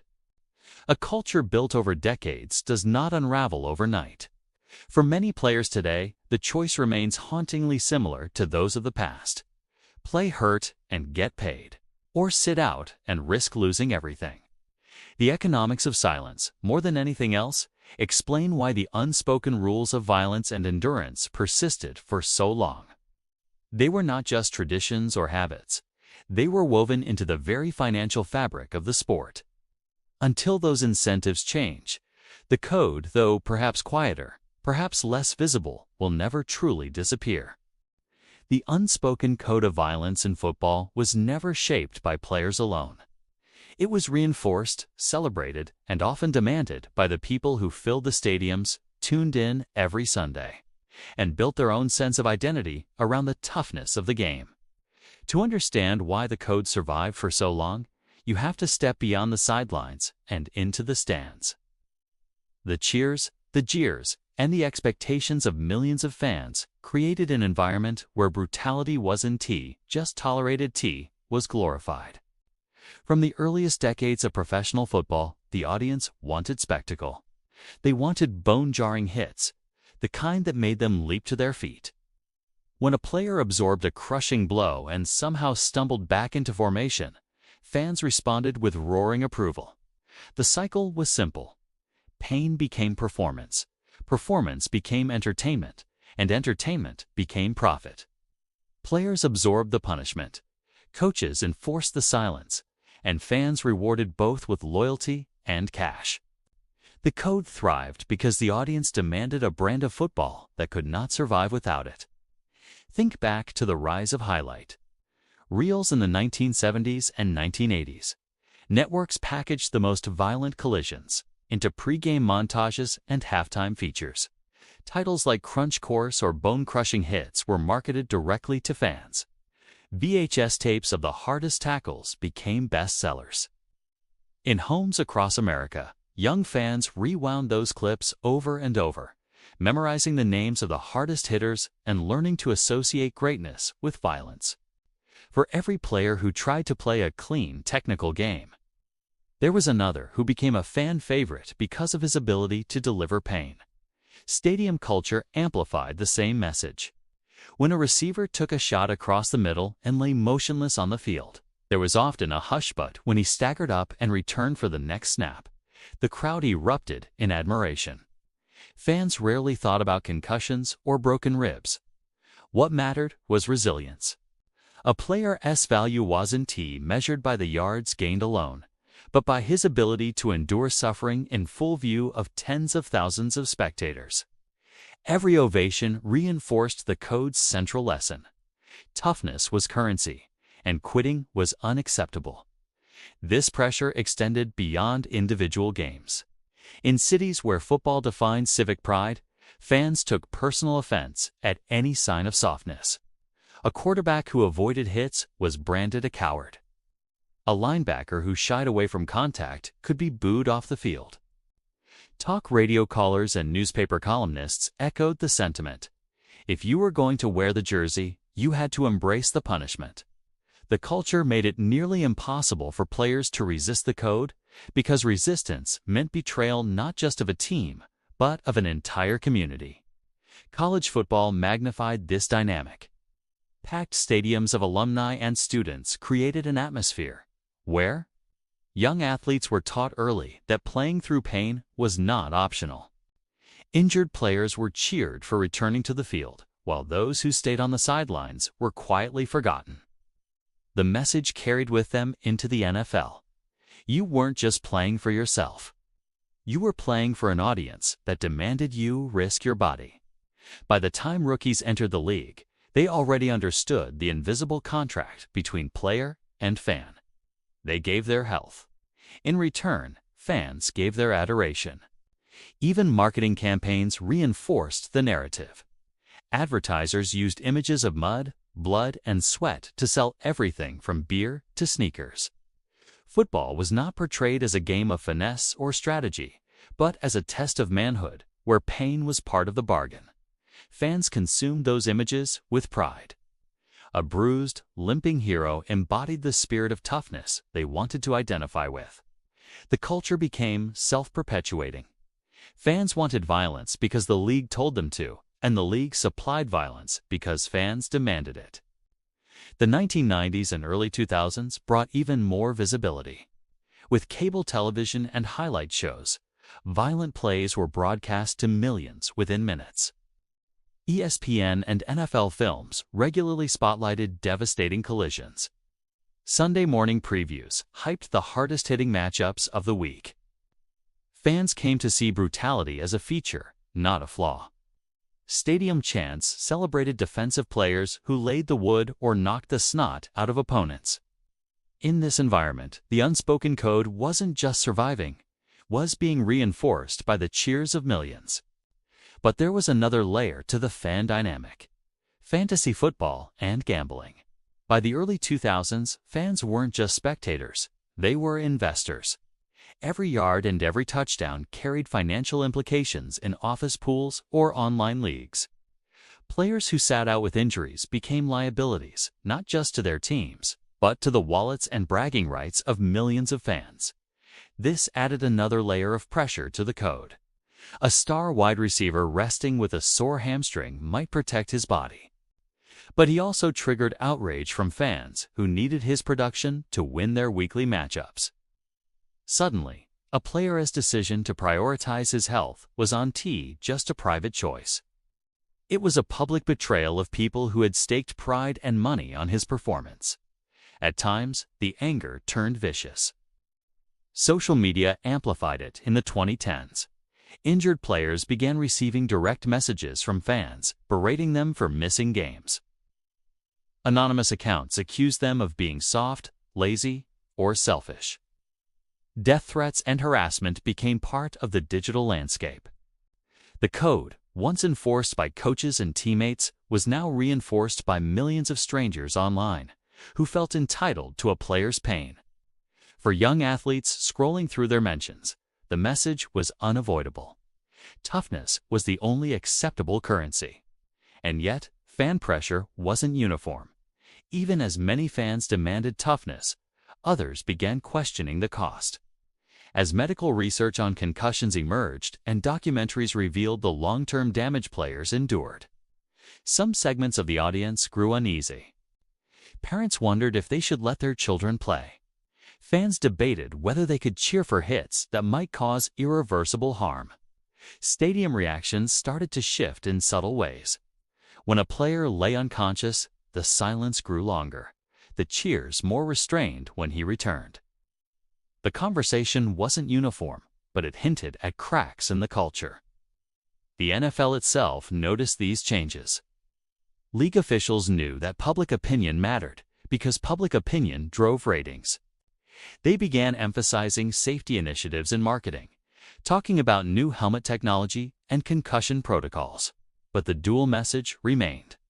On one hand, the league showcased its commitment to health. On the other, it continued to market violent collisions as the soul of the sport. Fans were caught between two messages, and their demands often reflected that contradiction. They wanted their favorite players healthy, but they also wanted the spectacle that came from sacrifice. Even today, the role of fans is complicated. On Sunday afternoons, stadiums still erupt when a defender levels a ball carrier. Commentators still praise toughness. Yet online, discussions about player safety have never been louder. Parents post about keeping their kids out of tackle football. Fans debate whether they can ethically support a sport built on pain. The divide reveals something crucial. The code is not just a product of locker rooms or sidelines, but of the audience itself. As long as fans cheer for violence, the code will endure. If fans demand change, the culture may finally shift. The history of football shows that fans are not passive observers. They are participants in shaping the game. Their cheers gave the code its fuel. Their expectations made pain part of the contract. And their voices, whether in stadiums, on television, or across social media, still determine how much sacrifice the game will demand from its players. If the unspoken code has survived for more than a century, it is because millions of fans agreed, consciously or not, to uphold it. The question now is whether those same fans will help dismantle it. Will they continue to celebrate players who stagger back onto the field at all costs?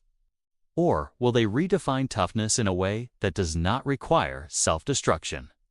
The answer may not come from the league office or the locker room. It may come from the stands. For generations, the unspoken code of toughness and silence defined the NFL. It was more than tradition. It was a survival strategy, a shared understanding that everyone in the locker room played by the same rules. If you absorbed pain without complaint, you earned respect. If you fought through injury without hesitation, you gained status. But by the early 2000s, something began to shift. For the first time, cracks in the armor of that code became visible. The NFL was too big, too exposed, and too scrutinized for its long-hidden culture to remain invisible. The first tremors came not from inside the league, but from outside it. Journalists, medical professionals, and even government officials began asking questions that players had avoided for decades. How many concussions did a typical NFL player sustain? What long-term risks were connected to playing through the pain? Why were painkillers and injections handed out in locker rooms like candy, often without full disclosure of the risks? Players themselves began to quietly share their stories. Retirees who had once been silent protectors of the code now faced devastating health consequences. They could no longer conceal the aftermath. Their broken bodies and fading memories became testimony against a system that had rewarded their silence but abandoned them in retirement. One of the earliest visible cracks appeared in the lawsuits that former players filed against the league. By the mid-2000s, groups of ex-players banded together, accusing the NFL of ignoring the dangers of head trauma and failing to protect them. The lawsuits broke the of football toughness. Suddenly, conversations about concussions and chronic traumatic encephalopathy (CTE) moved from whispers in locker rooms to headlines in national newspapers. For younger players still on the field, these revelations created a contradiction. On one hand, they were still expected to uphold the code. No complaining, no weakness, no excuses. On the other hand, they now knew the dangers were far more severe than previous generations had admitted. For rookies entering the league, the stories of former stars collapsing into dementia or struggling with suicidal thoughts painted a terrifying picture of what loyalty to the code could cost. The media also played a critical role in widening the cracks. Once complicit in glorifying big hits and mocking injuries as signs of weakness, networks now found themselves covering the fallout of CTE research and lawsuits. Highlight reels of bone-jarring collisions looked different when viewers realized those plays could end in lifelong brain damage. Public opinion began to tilt. Fans who had once demanded toughness started to wonder, was the game itself betraying the men who gave everything for it? Meanwhile, the league responded with denial, then gradual acknowledgement, and eventually a flurry of new safety initiatives. Rules against helmet-to-helmet contact, enhanced concussion protocols, and independent neurologists on sidelines all became part of the NFL landscape. But beneath these reforms, players whispered about the reality. The unspoken code was still alive, and the pressure to play hurt had not disappeared. A player who admitted dizziness risked losing his spot. A linebacker who stepped off the field after a concussion could be labeled soft. Inside locker rooms, the culture was slowly splitting into two camps. Some veterans defended the old ways. To them, toughness was non-negotiable, and any player who hesitated under pain was letting the team down. Others, often younger, more aware of medical science, quietly resisted, choosing to protect their long-term health. The divide was not always open, but it was there, a subtle tension that reflected the code's slow erosion. Social media amplified this tension. Players now had a direct voice to fans, bypassing the league's control. They could share their injuries, frustrations, or concerns without waiting for reporters. This gave them power to break silence in ways previous generations could not. At the same time, it exposed them to criticism. A player who admitted vulnerability online could be praised for honesty by some fans and mocked for weakness by others. The code was no longer just an internal locker room rule, it had become a public debate. The most significant crack, however, came from the stories of tragedy. When former players died by suicide and their autopsies revealed advanced CTE, the football world was shaken. These were not nameless athletes. They were beloved stars, remembered for their toughness and skill, now reduced to cautionary tales of a game that had asked too much. Their families spoke out. Their children pleaded for reform, and their suffering made the silence harder to defend. This new reality created an unavoidable question. Could the NFL preserve its essence while dismantling its most destructive traditions? The code of silence had once given football its image of warrior toughness, but now that same code threatened the league's credibility. Sponsors, broadcasters, and fans were watching closely. Every injury became a test of whether the NFL had truly changed or whether it was still enforcing the same brutal expectations. For players still bound by contracts, the cracks brought both relief and anxiety. Relief, because at least the dangers were being acknowledged. Anxiety, because admitting vulnerability still carried risks. Chess and general managers rarely said it out loud, but the unspoken evaluation system remained. A player who stayed on the field, no matter the cost, was still valued above one who prioritized health. The code was weakened, but not gone. The story of these cracks is one of generational transition. Older players who had lived under the strictest version of the code often resisted change, believing toughness defined football's identity. Younger players, exposed to science and lawsuits, wanted a different future. The NFL found itself caught between honoring its violent past and confronting the undeniable evidence of its consequences. And so, by the mid-2010s, the code was no longer invisible. It was fractured, challenged, and publicly debated. But it was not yet destroyed. Instead, it lingered in the gray space between tradition and reform, still shaping decisions in locker rooms, even as its authority began to crumble. The cracks had appeared. The silence was weakening. But the question remained. Was this the beginning of a cultural revolution within football, or just a temporary concession before the old ways reasserted themselves? The game had always prided itself on unity. No matter how brutal the hits, no matter how much blood was spilled, there was always a sense that the locker room was sacred. Players were brothers. They could scream at one another in the huddle, fight on the practice field, and still go grab dinner that night like nothing happened. The code depended on that unity. Violence worked because it was shared. Pain was distributed across everyone. But as football entered the modern era, cracks began to appear in that foundation. The first fractures came from the rise of free agency in the 1990s. Before that, most players spent their careers with one team, often alongside the same men they entered the league with. Loyalty was reinforced by time and circumstance. But once movement became more common, so did suspicion. A star defender might hit a teammate hard in practice to toughen him up. But if that teammate left for a rival team the next year, was he really still a brother? Was he family, or just a temporary coworker? The code relied on permanence. When permanence vanished, so did some of the unquestioned loyalty. There were also new divisions forming in the locker room. Veteran players had always demanded respect, sometimes violently, from rookies. In past eras, this hazing carrying shoulder pads, buying meals, or being taped to a goalpost was seen as a rite of passage. By the 2000s, some of those traditions became controversial. The infamous Miami Dolphins scandal in 2013, involving Richie Incognito and Jonathan Martin, was not the first time a younger player felt humiliated and abused by veterans. But it was one of the first times that the curtain was pulled back and the public saw how ugly things could get. When toughness culture crossed into bullying. That case went beyond locker room teasing. It fractured the entire notion that the code was universally accepted. For some players, it looked like brotherhood. For others, it looked like harassment. Even more damaging was how the code interacted with careers and contracts.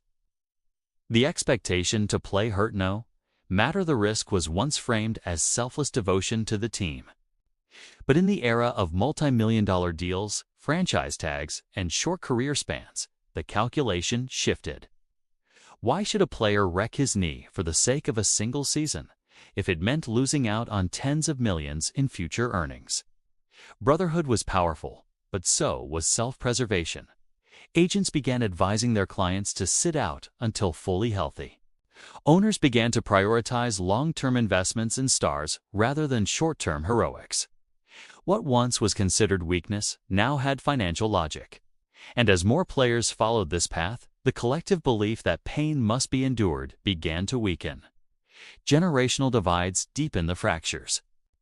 Older veterans, many of whom came up in the era of leather helmets or early face masks, could not comprehend the younger generation's caution. They saw players wearing new protective gear, refusing to play through concussions, or speaking openly about mental health as an insult to the old ways. For the younger players, however, survival not bravado was the goal. They had grown up watching documentaries about CTE. They had read about suicides. They saw their childhood heroes walking with canes in their 50s. For them, toughness no longer meant silence. It meant longevity. The media played a role in widening the gap. Talk shows and sports networks often sided with one perspective or the other. Old-school analysts accused younger players of being soft or entitled. Meanwhile, newer journalists praised those who put their health first. The audience was split as well. Fans loved warriors who played through broken bones, but they also hated to see their favorite stars retire young. Every time a player sat out with an injury, the code itself was debated across living rooms and social media feeds. The NFL itself attempted to preserve unity with its slogans, "Protect the Shield, Football is Family." These campaigns tried to remind players and fans that the game's culture was still intact. But behind the branding, fractures deepened. Player unions pushed for stronger safety rules, stricter protocols, and more guaranteed money in contracts. Owners resisted, citing costs and tradition. The tension between labor and management added another layer of distrust. The code thrived when players, coaches, owners seemed aligned. That illusion of alignment was dissolving. There were also cultural shifts outside the game. Younger athletes entered the league with larger platforms than ever before. Through social media, they could shape their own narratives, bypassing team PR departments. They could call out unfair treatment, speak openly about injuries, or highlight issues with teammates and coaches. In the old days, grievances stayed in the locker room. Now, they could spill out onto Twitter or Instagram within minutes. Brotherhood was no longer private tit, was contested in public view. Despite these fractures, the old code did not vanish overnight. Many locker rooms still lived by it. Coaches still demanded it. Players still praised teammates who went to war while hurt. But the foundation was shaky. What once was unquestioned tradition was now subject to debate. Each new controversy, each generational clash, and each public dispute chipped away at the myth of perfect unity. The result was not the death of the code, but its transformation. Brotherhood no longer meant silent suffering for everyone. For some, it still did. For others, it meant looking out for each other by speaking up, by challenging old norms, by refusing to let teammates ruin their bodies for the sake of outdated expectations. And that shift brought the NFL to a crossroads. Would the fractures eventually collapse the code completely? Or would it adapt into something new, something more suited for the modern era of sports, business, and human awareness? The story of football as unspoken rules reaches its most difficult chapter when the silence begins to break. For decades, the code of toughness, play through the pain, never show weakness. Hit harder than the man in front of you was treated as sacred. It was passed down from coach to player, from veteran to rookie, from one generation to the next, as if it were as essential as the playbook itself. But as the modern era unfolded, the world around the sport changed. Science exposed the hidden costs of repeated blows to the head. Retired players stepped forward with lawsuits, memoirs, and public testimonies describing the consequences of their careers. Fans who once celebrated the most violent collisions began to ask difficult questions. And current players found themselves caught in the middle, torn between tradition and survival. To understand this moment, we must begin on the practice fields and in the locker rooms where today's players come of age. The rookies who enter the league are still told, in countless subtle ways, that toughness defines their worth. Coaches preach resilience. Teammates admire those who refuse treatment and stay on the field. Reporters still write glowingly of players who gut it out with torn ligaments or concussions. Even television broadcasts highlight athletes returning to the game after receiving medical attention, framing it as proof of heart and courage. In many respects, the unspoken code is still alive. Yet beneath the surface, cracks have begun to show. For some younger players, the mythology no longer carries the same weight. They grew up in an era when headlines about concussions were impossible to ignore. They saw documentaries that linked head trauma to depression, memory loss, and tragic suicides. They witnessed older starsmen they once idolized struggle to speak coherently in interviews or admit they no longer recognize loved ones. This awareness creates conflict. On one hand, these players want to honor the traditions of the sport. On the other, they are unwilling to sacrifice decades of life after football just to live up to an outdated notion of toughness. The NFL itself has been forced to acknowledge this shift. A league that once dismissed brain injuries as minor inconveniences now funds extensive medical research. Independent neurologists are present on sidelines. The concussion protocol, while far from perfect, represents a dramatic departure from the days when a player was told to shake it off after a head injury. Rule changes have also redefined what kinds of hits are permissible. Helmet-to-helmet collisions, blindside blocks, and unnecessary roughness are penalized more heavily than ever before.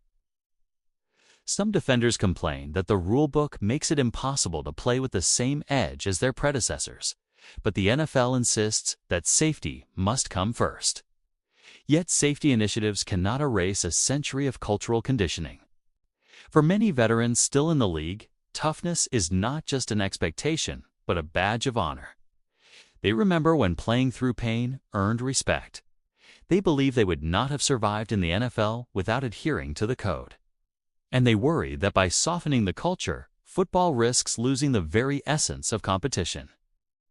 This tension between generations often plays out quietly, but visibly in locker rooms. Younger athletes may be more cautious about returning from injury, while older teammates pressure them whether directly or indirectly to prove themselves by ignoring discomfort. The media also plays a complicated role in this transition. In recent years, coverage has shifted. Reporters highlight the dangers of concussions, chronic traumatic encephalopathy, and joint deterioration. Documentaries reveal the sacrifices that players endure. But at the same time, mainstream broadcasts continue to glorify moments of visible toughness. A quarterback limping back onto the field after a brutal hit still becomes a heroic narrative. A linebacker with blood on his jersey still earns instant admiration. The stories that fans consume remain a blend of old traditions and new awareness, leaving the culture in a state of uneasy contradiction. Fans themselves embody this contradiction most vividly. Many still crave the raw, violent spectacle that first drew them to the sport. They cheer hardest for devastating tackles and explosive collisions. Yet, as awareness grows, they also express concern. Social media lights up when players collapse after hits or remain motionless on the field. The outpouring of sympathy in such moments reveals how deeply fans care about the humanity of these athletes. And yet, when the next game begins, many of those same viewers celebrate the very violence that placed the players at risk. It is a cycle that demonstrates how difficult it is to fully abandon the old code. Breaking the silence has not been easy for players who have chosen to speak publicly. Some veterans, after retiring, have revealed the pressures they faced to play through concussions, broken bones, and other serious injuries. They described being handed painkillers by trainers and feeling disposable once they could no longer perform. Their testimonies carry weight, not just because of the suffering they endured, but because they pull back the curtain on the hidden realities of professional football. These revelations sparked lawsuits against the league, which in turn forced public reckoning. The NFL eventually reached settlements worth hundreds of millions of dollars, a tacit acknowledgement that the culture of silence caused immense harm. At the same time, not all current players are eager to embrace vulnerability. Many still fear that admitting weakness could cost them their careers. In a league with limited job security, where roster spots are few and competition is fierce, showing pain or caution can be perceived as a liability. The culture of silence, therefore, is not fully eradicated, has simply adapted to new circumstances. And so, the question remains, does the code still survive? The answer is complicated. On one level, yes, it persists. The glorification of toughness still permeates the game. Players still face pressure to sacrifice their bodies for the team. Fans and media still reward displays of resilience. Yet, on another level, the silence has been pierced. Science has revealed too much. Stories of suffering have reached too many ears. Rule changes, lawsuits, and cultural conversations have shifted the boundaries of what can be tolerated. The old code has not vanished, but it is no longer unchallenged. The future of football depends on how this tension resolves. Will the sport fully abandon the unspoken rules that demanded silence and sacrifice? Or will those rules evolve into new forms, continuing to shape behavior in subtler ways? What is clear is that the game can no longer pretend ignorance. The cost of violence, once hidden behind the roar of the crowd, is now visible to all. Breaking the silence is not just about exposing pain. It is about redefining what toughness truly means. Perhaps true toughness is not ignoring injury, but choosing recovery. Perhaps it is not sacrificing one's body recklessly, but ensuring longevity for both the player and the sport itself. The athletes of today, armed with knowledge their predecessors never had, hold the power to reshape the code for generations to come. As the final whistle of this story blows, we are left with a portrait of a game at a crossroads. Football was built on violence, on codes of toughness that demanded loyalty to silence. Those rules carried the sport from muddy fields to billion-dollar stadiums.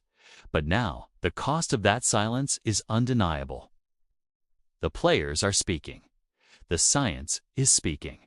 And the fans, too, are beginning to ask, at what point does tradition become tragedy?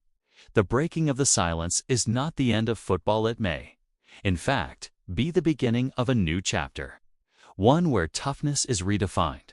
One where players can thrive both on the field and long after they leave it. Whether the old code survives or fades will depend on whether the sport chooses to listen. For more than a century, football has been defined not only by its playbooks, coaches, and athletes, but also by its unwritten code. The unspoken rules: play through the pain, never show weakness, protect your teammates, retaliate if necessary, and keep the dirty secrets of the game behind closed doors, became as much a part of football as the X's and O's drawn on chalkboards. They carried a weight that shaped generations of players, determined the culture of locker rooms, and influenced the very identity of the league. As we arrive at the end of this story, the question is not whether the code existed. It did. The real question is whether its legacy continues, and what it means for the future of the sport. When the game first took root in American colleges at the turn of the 20th century, it was already brutal. Players were maimed, concussed, and in some cases, killed on the field. The violence was not incidental, it was fundamental. Coaches encouraged it, fans celebrated it, and administrators justified it as a proving ground for toughness. Out of that environment grew a culture where silence was valorized, where pain was ignored, and where showing vulnerability was equated with weakness. By the time professional football rose to prominence in the mid-20th century, This culture had hardened into a set of expectations passed down through teams like inheritance. It was never written into a manual, but every player knew it. If you were hurt, you played. If your teammate was cheap-shotted, you got even. If the coach told you to hit harder, you hit harder. The media asked about injuries or tactics, you kept your mouth shut. It was not a suggestion. It was a requirement. To break the code was to betray the fraternity of players, the trust of coaches, and the unspoken bond of toughness that defined the NFL. This is why rookies quickly learned that success in the league required not just talent or speed, but a willingness to conform to this invisible constitution. The code was both empowering and destructive. It bound teammates together in a kind of warrior pact, a sense that they were united in something larger than themselves. But it also destroyed bodies, careers, and in some cases, lives. The expectation to play through concussions, broken bones, and torn ligaments left countless players with lifelong physical pain. The unwritten agreement not to speak out, to never admit weakness, to never reveal internal dysfunction, left many dealing with mental health struggles in isolation. The pressure to fight back, to retaliate, often escalated violence rather than controlling it. And yet, within the culture of football, all of this was celebrated as toughness, grit, and loyalty. Media coverage, as we've explored, played a complicated role. For decades, newspapers and television broadcasts glorified the toughness of men playing through injury. They highlighted the ferocity of bone-crunching hits without mentioning the long-term consequences. Announcers praised old-school football, a phrase that, whether intentionally or not, was shorthand for honoring the code. Only in recent years, with concussion research and changing societal attitudes, has that narrative shifted. Today, commentators are far more likely to acknowledge the cost of those old values, even as they celebrate the enduring spirit of competition. And yet, the code has proven remarkably resilient. Even in an era of concussion protocols, medical spotters, and increased awareness of player safety, whispers of the old expectations remain. Players are still judged by their ability to play hurt. Coaches still praise toughness in ways that implicitly reward silence about pain. Fans still question the commitment of athletes who sit out with injuries not visible to the naked eye. The code may no longer be as absolute, but its shadow lingers in the culture of the sport. This leaves us with a paradox. On one hand, the unspoken rules helped forge the mythology of the NFL. They created the image of the fearless gladiator, the player who sacrifices everything for his team, the man who is willing to endure punishment for the sake of victory.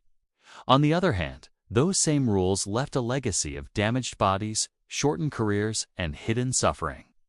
The very toughness that fans admired came at a cost that many players are still paying long after their final game. So where does the league go from here? The NFL has taken steps toward reform, introducing rule changes to protect quarterbacks, fining defenders for helmet-to-helmet hits, and instituting concussion evaluations. But rules alone cannot erase culture. True change requires rewriting the very definition of toughness. Shifting from a model that rewards silence and sacrifice at all costs to one that celebrates resilience balanced with self-preservation. For current players, the challenge is navigating a middle ground. Many still feel the weight of tradition. The voice of older generations insisting that toughness means never sitting, never complaining, never admitting vulnerability. But more and more, younger athletes are questioning that definition. They are beginning to speak openly about mental health, about injuries, about the need to protect themselves for life after football. In doing so, they are breaking the silence that once seemed unbreakable. And for fans, the responsibility lies in what we choose to celebrate. Do we still demand that players sacrifice everything for our entertainment? Or do we respect the athlete who makes the hard choice to prioritize health? Do we cheer for the crushing hit that leaves a man on the turf? Or do we recognize the skill and strategy that can define the game without unnecessary violence? Culture is not shaped by rules alone. It is shaped by what we collectively admire and reward. In the end, the NFL's unspoken rules tell us as much about America as they do about football. They reflect our fascination with toughness, our reverence for sacrifice, our willingness to look away from pain when it serves a larger story of triumph. But they also reveal our capacity to evolve. Just as the league once reformed itself to eliminate the most dangerous mass formations of the early 1900s, it now stands at a crossroads where it must reconcile tradition with progress. The code may never fully disappear. In some ways, it is inseparable from the warrior ethos of the sport, but it can change. It can be reshaped into something that honors toughness without glorifying recklessness, that values loyalty without demanding silence, that celebrates sacrifice without requiring self-destruction. The unspoken rules will always be there, but whether they bind players in secrecy or support them in strength will determine the future of the game. Football will always carry risk. That is part of its essence, part of its appeal, part of why it matters to so many. But risk does not have to mean inevitability. Violence does not have to mean blindness. Tradition does not have to mean stagnation. The story of the NFL's unspoken rules is a reminder that even the strongest codes are not unbreakable. They can be examined, challenged, and rewritten.